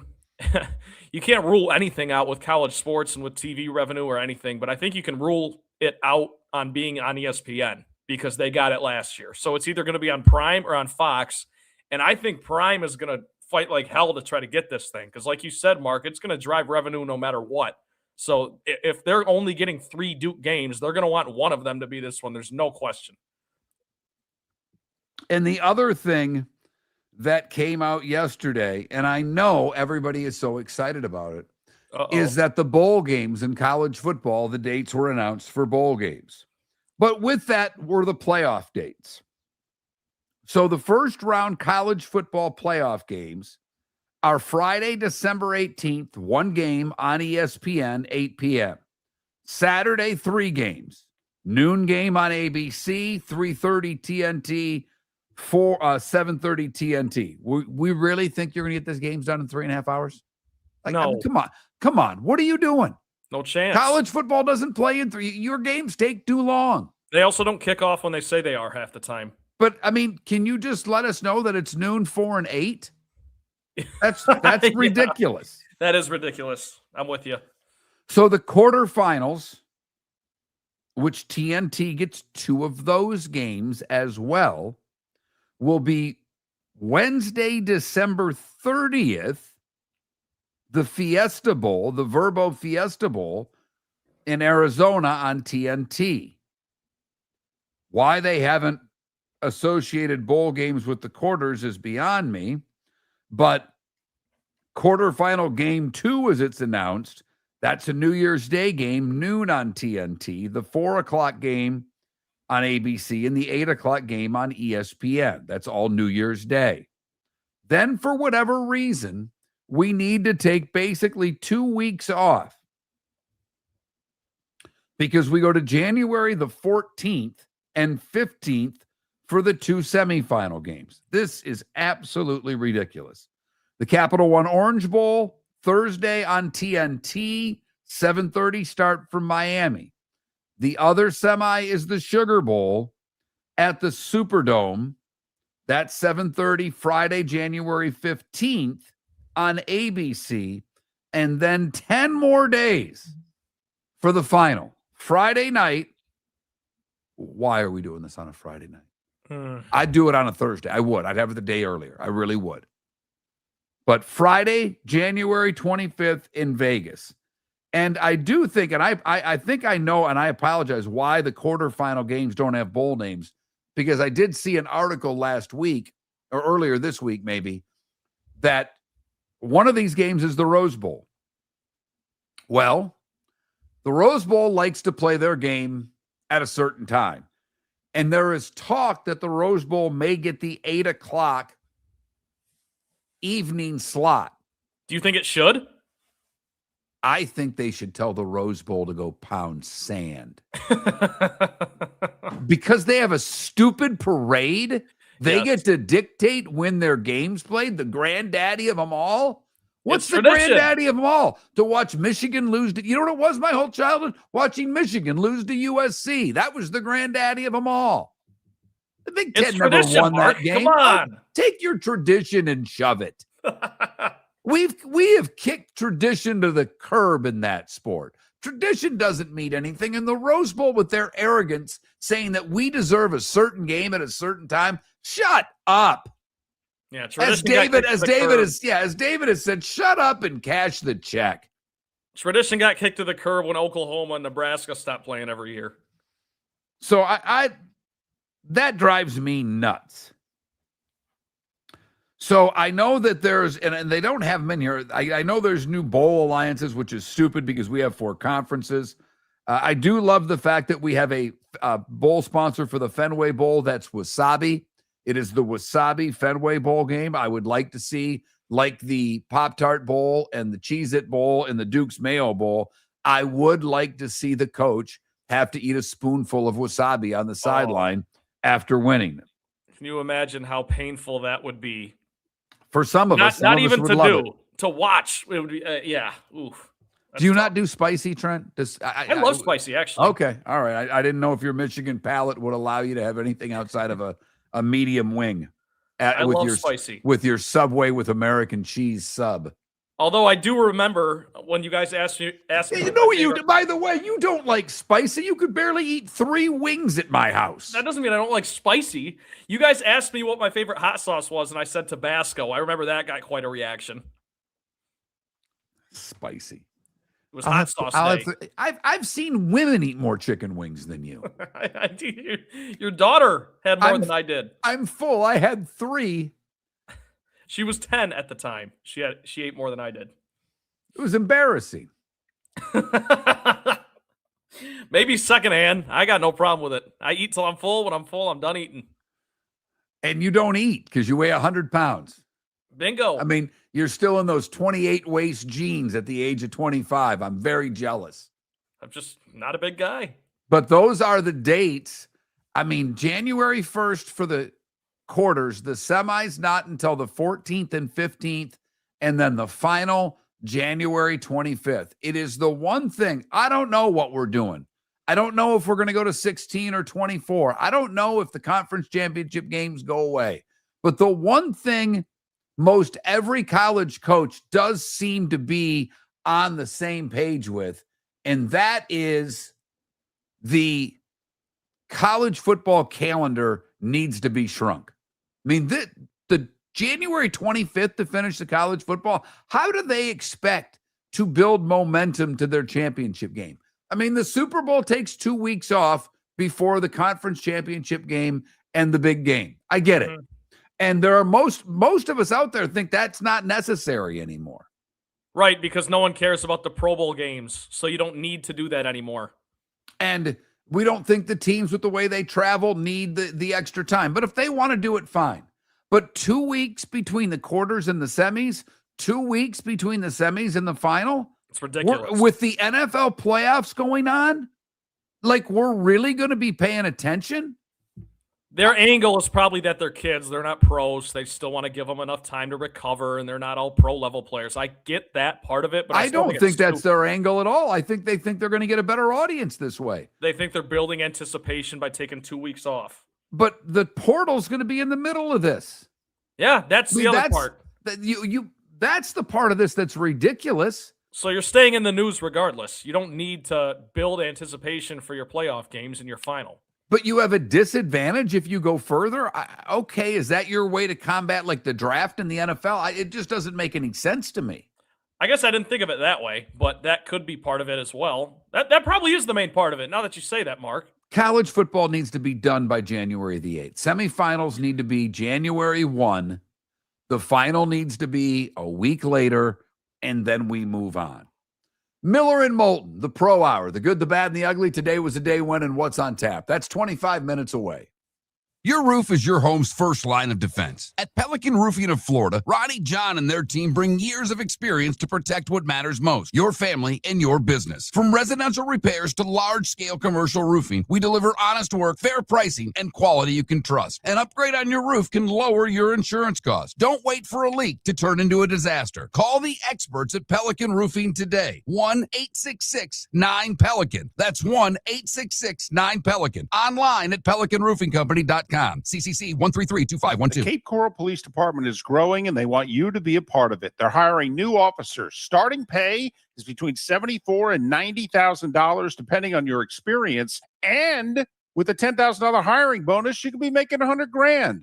Enjoy paid holidays, off-duty details, plenty of OT opportunities. They're also hiring dispatchers and professional staff. So go to CapeCops.com. CapeCops.com. Be brave, be best, be Cape. American Paint Supplies, for nearly 30 years, is your one-stop shop for all your coating needs. If you are a designer, a contractor, a professional painter, or a weekend warrior, American Paint Supplies is the place where experts go to get expert solutions. At 6100 Shirley Street in Naples off of Pine Ridge, American Paint Supplies delivers the best solutions with the best products with the best support. Meet Gene and his team today at American Paint Supplies. Call 239-566-2700. That's 566-2700 or online at AmericanPaintSupplies.net. Floor Meisters just doesn't sell Cortec and carpet. They also sell a lot of wood. And what better time than now to stop in and see the nice folks at Floor Meisters for some new hardwood for your home. With white oak wood starting at $4.99 a square foot, that makes it affordable for everyone. With 10 colors to choose from, they have a color for everyone. So stop in. 6281 Naples Boulevard, right next to Costco, or go to the web. It's floormeisters.com. Floormeisters.com. Floor Meisters, just keeping it real. This is Miller and Moulton.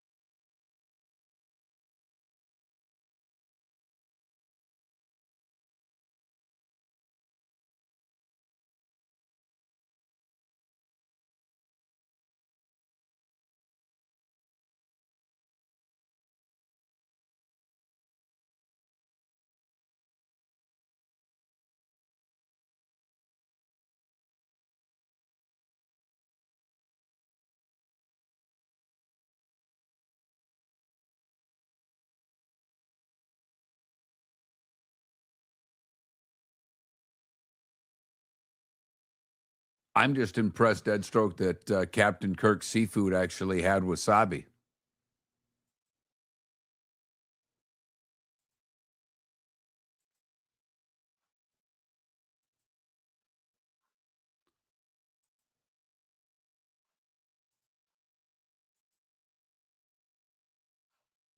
You would eat a spoonful of wasabi?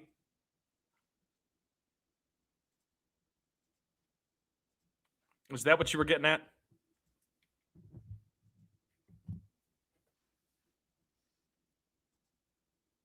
Can you not hear me, Mark?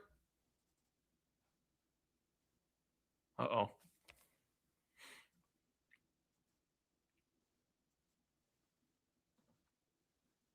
Can you guys hear me in the chat room?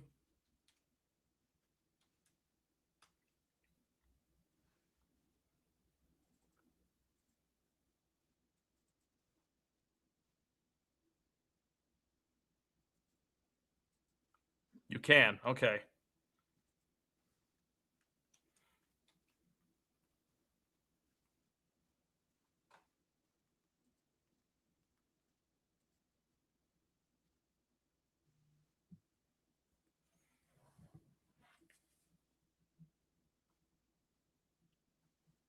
Yes, Trent, I couldn't. Better? Is it better now? It was on my end. I had a button that wasn't hit. Okay, my bad. I just wanted to make sure we didn't have the same issue again. But I asked you, so you would eat a spoonful of wasabi? Yeah. That's, ugh.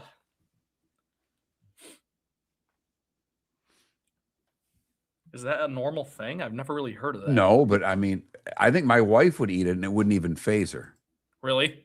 Oh, she's the only Irish person I know that can down spice quite like she can. No, I've never seen anybody that what my daughter and I find spicy, she says, "Oh, that's flavorful." Wow.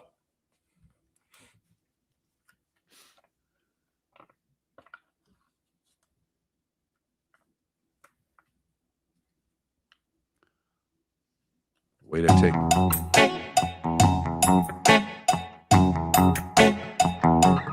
You're listening to Miller and Moulton. And now, here's Mark Miller and David Moulton. Miller and Moulton, the Pro Hour. Trent Valley filling in for David for the rest of the week.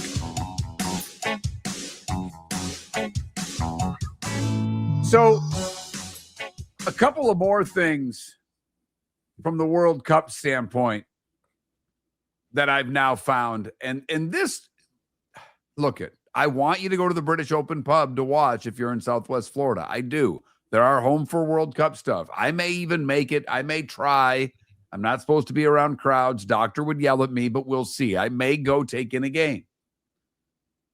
The latest ban at the FIFA World Cup this year, and I don't know if this is for Canadian venues in Mexico City, but in the stadiums, and I believe it's all of North America, they have reversed their course on being able to bring in your own water bottle.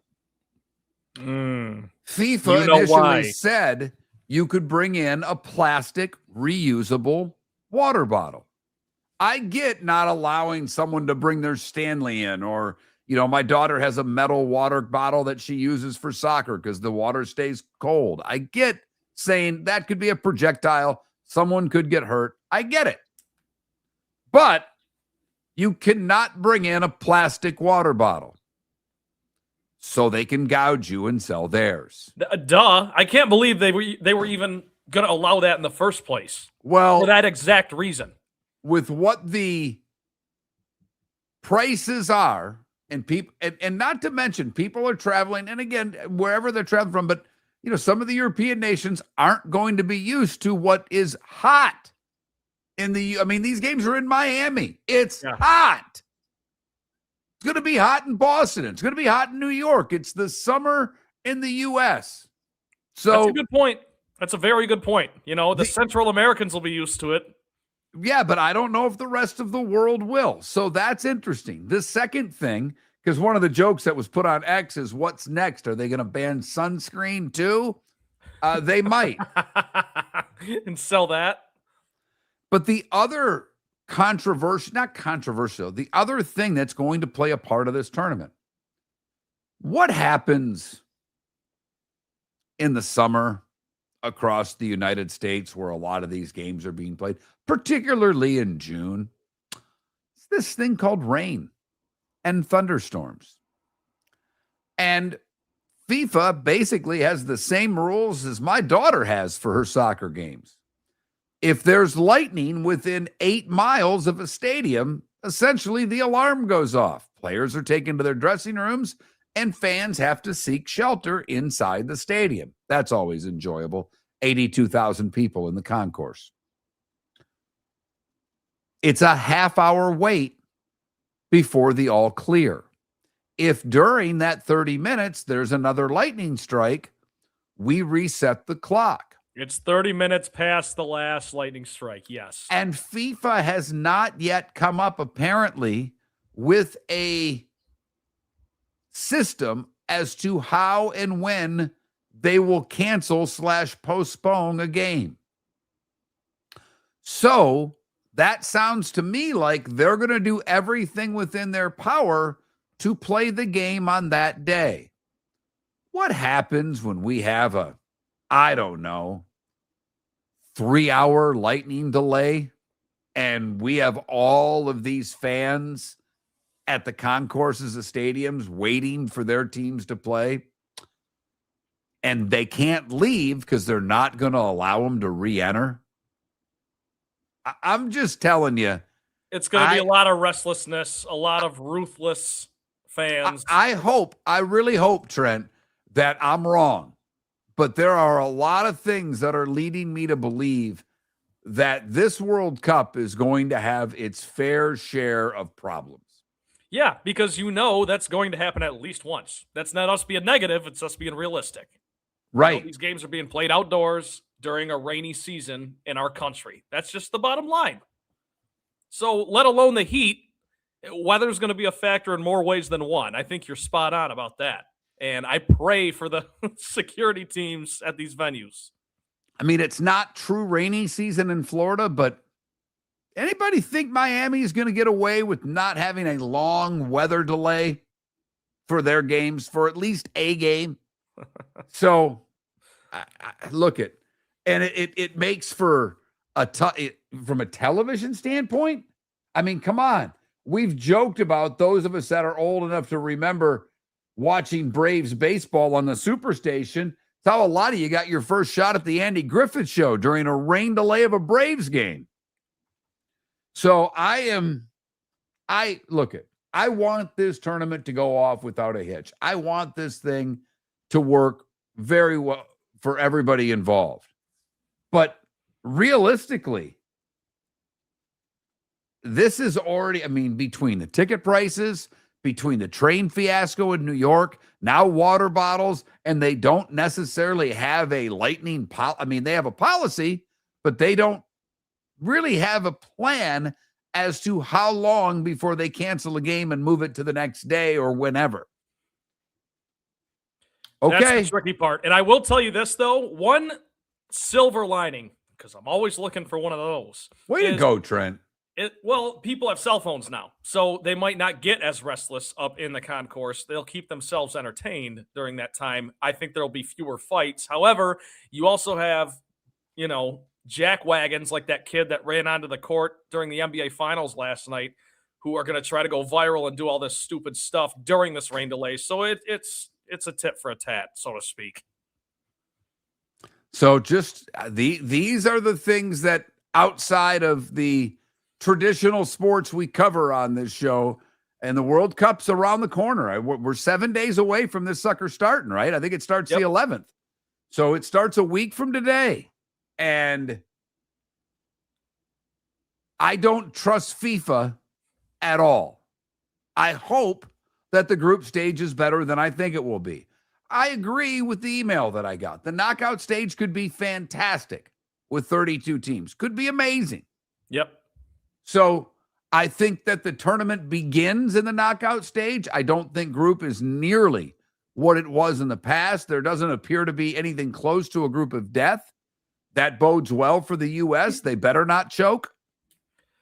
But I think, I'll ask you, I've said all along that the U.S. has to at least win a game in the knockout stage for this tournament to be, considered, I don't even think successful. I think they have to win 2 in the knockout stage. But what do you think for it to be successful from a U.S. standpoint, the U.S. has to do?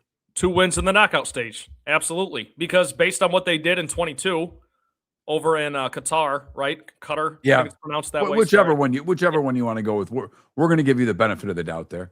But just based on what they did 4 years ago, this tournament, this World Cup has been talked about as the host country forever. Since then, every day. For soccer fans, they've been looking forward to this. So just winning 1 game in the knockout stage to me, Mark, not only is it not a step forward, it's not impressive to me. And you see the group that they're in, like you said, that's another added advantage as well. And you've got young players, Pulisic, McKennie, who you're just excited to watch maybe actually bring the U.S. men's national team back to where it once was close to.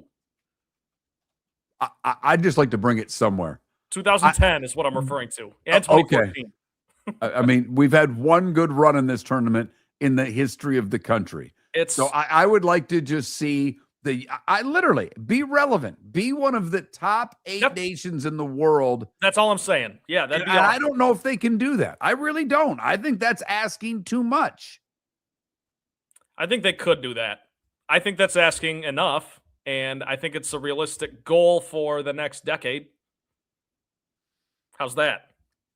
And what I'm trying to say is this World Cup could be a stepping stone on that path if you win a couple games in the knockout stages. Anything beyond that would be gravy for me, but you can't just be one and done. And you better win that group. That's the bottom line. There you go. Trent Valley with the bottom line. Could be a new sponsored segment coming to you soon on Miller and Moulton. The good, the bad, and the ugly. Today was the day when. What's on taps? A boost, a sprinkle, and a pick from Trent. All ahead. Miller and Moulton, millerandmoulton.com. Miss any of the show? Go to millerandmoulton.com or all your usual suspects to download the podcast. American Paint Supplies, for nearly 30 years, is your one-stop shop for all your coating needs. If you are a designer, a contractor, a professional painter, or a weekend warrior, American Paint Supplies is the place where experts go to get expert solutions. At 6100 Shirley Street in Naples off of Pine Ridge, American Paint Supplies delivers the best solutions with the best products with the best support. Meet Gene and his team today at American Paint Supplies. Call 239-566-2700. That's 566-2700 or online at AmericanPaintSupplies.net. Floor Meisters just doesn't sell Cortec and carpet. They also sell a lot of wood. And what better time than now to stop in and see the nice folks at Floor Meisters for some new hardwood for your home. With white oak wood starting at $4.99 a square foot, that makes it affordable for everyone. With 10 colors to choose from, they have a color for everyone. So stop in. 6281 Naples Boulevard, right next to Costco, or go to the web. It's floormeisters.com. Floormeisters.com. Floor Meisters, just keeping it real. Your roof is your home's first line of defense. At Pelican Roofing of Florida, Ronnie John and their team bring years of experience to protect what matters most, your family and your business. From residential repairs to large-scale commercial roofing, we deliver honest work, fair pricing, and quality you can trust. An upgrade on your roof can lower your insurance costs. Don't wait for a leak to turn into a disaster. Call the experts at Pelican Roofing today. 1-866-9-PELICAN. That's 1-866-9-PELICAN. Online at PelicanRoofingCompany.com. CCC 1332512. Mark Miller for Sleep Treatment Direct. They are helping me with sleep apnea. And by helping me, I mean curing me. No more CPAP machine. No more snoring. No more tossing. No more waking up exhausted. Their expert team got me the right treatment, fast and hassle-free. If you want to feel energized and get rid of your snoring, call Sleep Treatment Direct today. 444-1741. That's 239-444-1741. Sleep Treatment Direct. Sleep safe and sound. This is Miller and Moulton.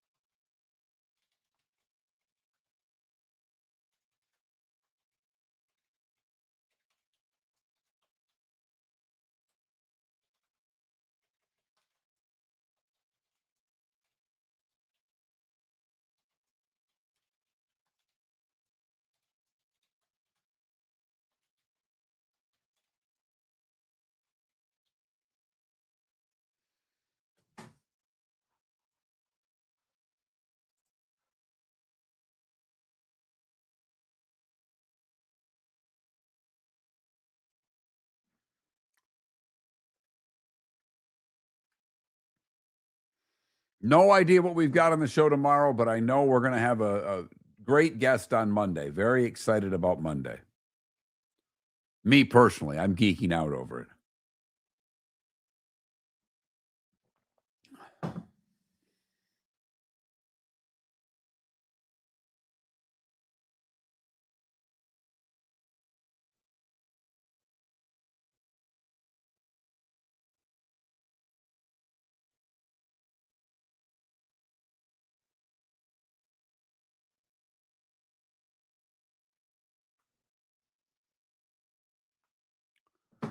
No, I'll announce it tomorrow, but I don't announce Monday guests on Thursday. It's not a surprise guest.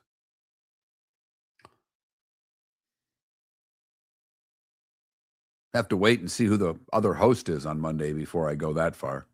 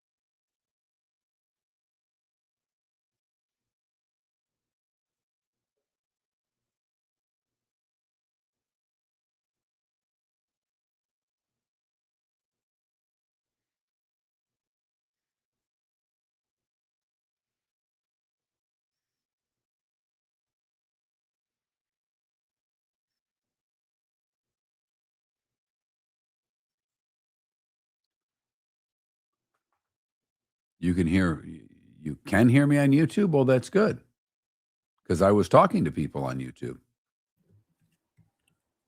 We I was good? talking to people on Twitch. I hope so.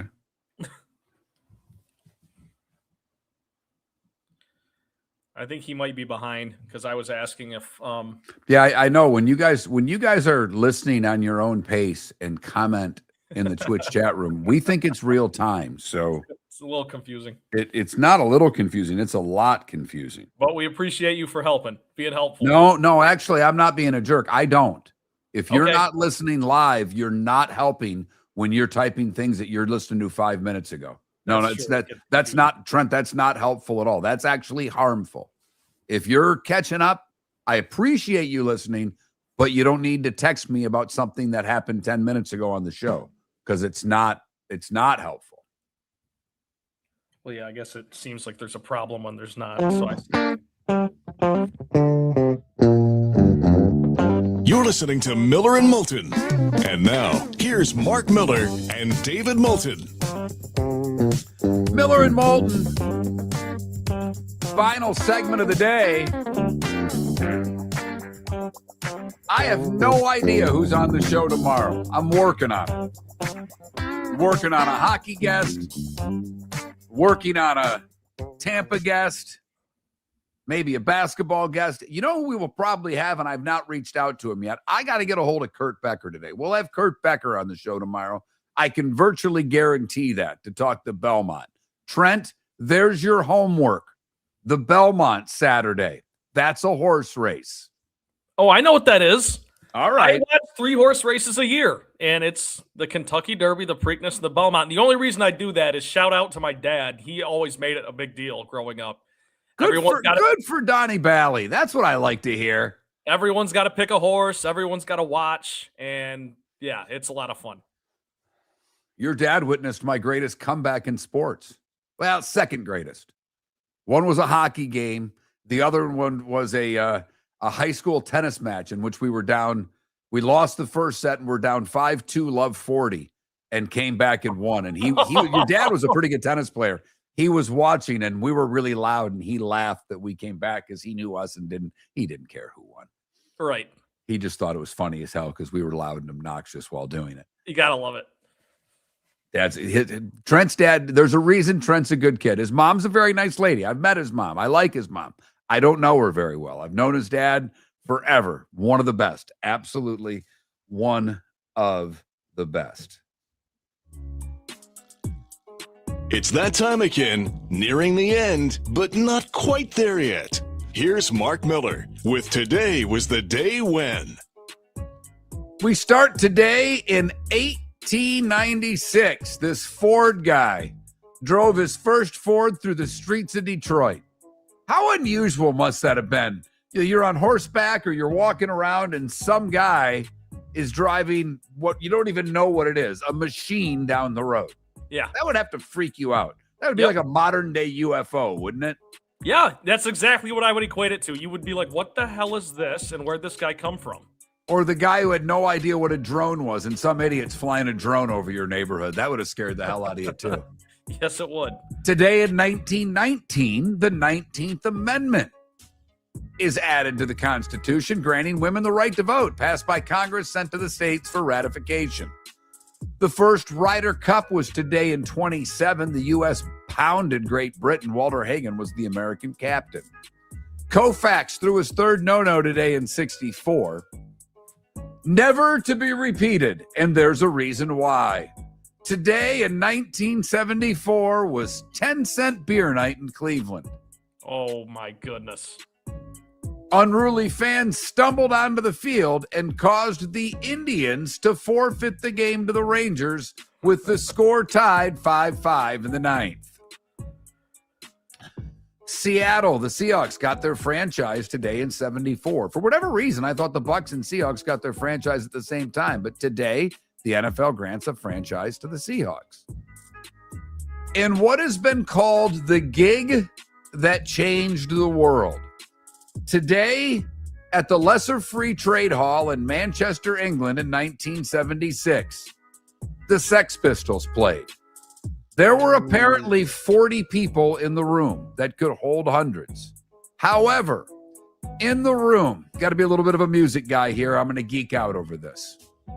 Howard Devoto and Pete Shelley, their band, the Buzzcocks, very popular band in the UK after the punk era. They were both there. Very influential, too, on a lot of the Yes. bands that we know and love that got much more popular than the Buzzcocks did. Very influential. Ian Curtis, Bernard Sumner, and Peter Hook were all there. The next day, Hook bought a guitar. The three would become a band that you would know as Joy Division. They were just put into the Rock Hall of Fame. Mark Smith was there. He started a band called The Fall. Never had big hits, but a big influence of this band you may have heard of called Nirvana. Stephen Patrick Morrissey was there. He would be the front man of the Smiths, huge band in the college radio alt music scene throughout the 80s. And Tony Wilson, who was a Manchester TV news presenter. He was so inspired, he created Factory Records, what would create the Manchester scene of the 80s and early 90s. Today in 1979, one of the coolest music videos ever made was filmed because Fleetwood Mac used the USC Trojan Marching Band at Dodger Stadium for their song Tusk. Awesome. The title track to their first album since Rumors. A film crew was there. We watched Stevie Nicks try to twirl a baton. They would make that into a video for the song. This Springsteen guy today in 84 would release an album called Born in the USA. You may have heard of it. Kind of a big deal. Edwin Moses today in 87 had his 122 race winning streak ended when Danny Harris beat him in Spain. 10 years, or nearly 10 years, 122 races for, what was it, 330 lows or the 300 low hurdles. Edwin Moses, amazing, amazing track star. Steffi Graf won the French Open today in 88. Donut. Shortest women's singles in a Grand Slam in the Open era. It lasted 32 minutes. That away, Steffi. There you go. Today in 89, we talked about it starting yesterday. It ended today. The massacre in Tiananmen Square. Chinese troops clear the square of student protesters. The unofficial figures place the death toll at near 1,000. And today in 2008, remember this? This is the good old days. The Red Wings in Pittsburgh defeated the Pens 3-2. They would win the Stanley Cup in 6, their 11th championship. Remember it like yesterday. Mm-hmm. Yep. No dead people today for you, Trent. All of these people are alive, and I think you're going to know all but one, and you'll know the one when I tell you the band. Michelle Phillips is 82. She was the other lady in the Mamas and the Papas. Yes. Okay. Her daughter was in Wilson Phillips. She was the good-looking one. Xavier McDaniel, 63. No. You don't know the X-Man? No. Seattle Supersonics, the X-Man cometh. He may. Holy crap. No. Maybe the first tough guy. Not the first, but one of the early tough guys in the NBA, if you will. When? 80s? Yeah. Okay. Yeah, I know. Yeah. I know that. I know the 79 team, the Sonics. This team didn't win any championships. They were good, but not good enough. The X-Man was awesome. Nick Kiprios, friend of the show. He's 60. I was going to call him to get on the show. I'm like, it's his birthday. I can't call him. Actor Noah Wiley's 55. Yes. All right. Darian Hatcher. No. Great NHL defenseman from Detroit. Okay. He's 54. That one did sound familiar, but then you were going to quiz me on who it was, and I was going to look like an idiot because I wouldn't have been able to tell you. And Angelina Jolie and Russell Brand are both 51 years old today. Neither. I'm joking. Of course I know who they are. Did I miss anything, Trent? Is there anything you want to add? Nothing I can add for you. Nothing. I did look to answer your question, but you nailed it. Time to see life a little bit differently. Here's Mark Miller with the good, the bad, and the ugly. What you got, Mark? I have to be honest. I have more fun. Look, I miss David immensely. I know you all do. I miss doing the show with him. I love doing the show with Trent. But having David not listen to the segment while he's trying to figure out what I missed and then repeat things I said is fun. But it's more fun for me doing the birthdays with Trent and figuring out which of these people he actually knows. It's a crapshoot every day. It makes me feel so old on a daily basis. For the good, we go to Kentucky, where they caught the chicken. A chicken on the loose in a Kentucky neighborhood led animal control on a chase before the chicken decided to take a dip in the pool. That's when they were able to capture the escaped chicken. Officials are trying to determine the chicken's origin so she can be returned to her owner. I say cook her. For the bad, we go to Polk County, where, I don't like this because Jeffrey Ziegler was, the key word is was, a Polk County deputy. He and his girlfriend lived with her father. Her father died, and he took the credit card out and went shopping. In fact, he spent over $10,000 on the dead man's credit card before the family found out because of past due notices. I'm sorry, he wasn't a cop. He was caught by cops. I got my stories mixed up. I apologize. Well, that's a big difference. Now, because I did have a cop that got arrested. The ugly, and I did put it as the ugly. A former South Carolina police officer is now facing a felony charge after pointing his department-issued firearm at a fellow officer during a confrontation. Michael DeBassi, 46 years old, was arrested Tuesday and charged with pointing and presenting a firearm at a person. The reason, you may ask? The other officer was warming up fish in the microwave, causing an odor in the office. It pissed off Michael so much that he pulled his gun on his coworker.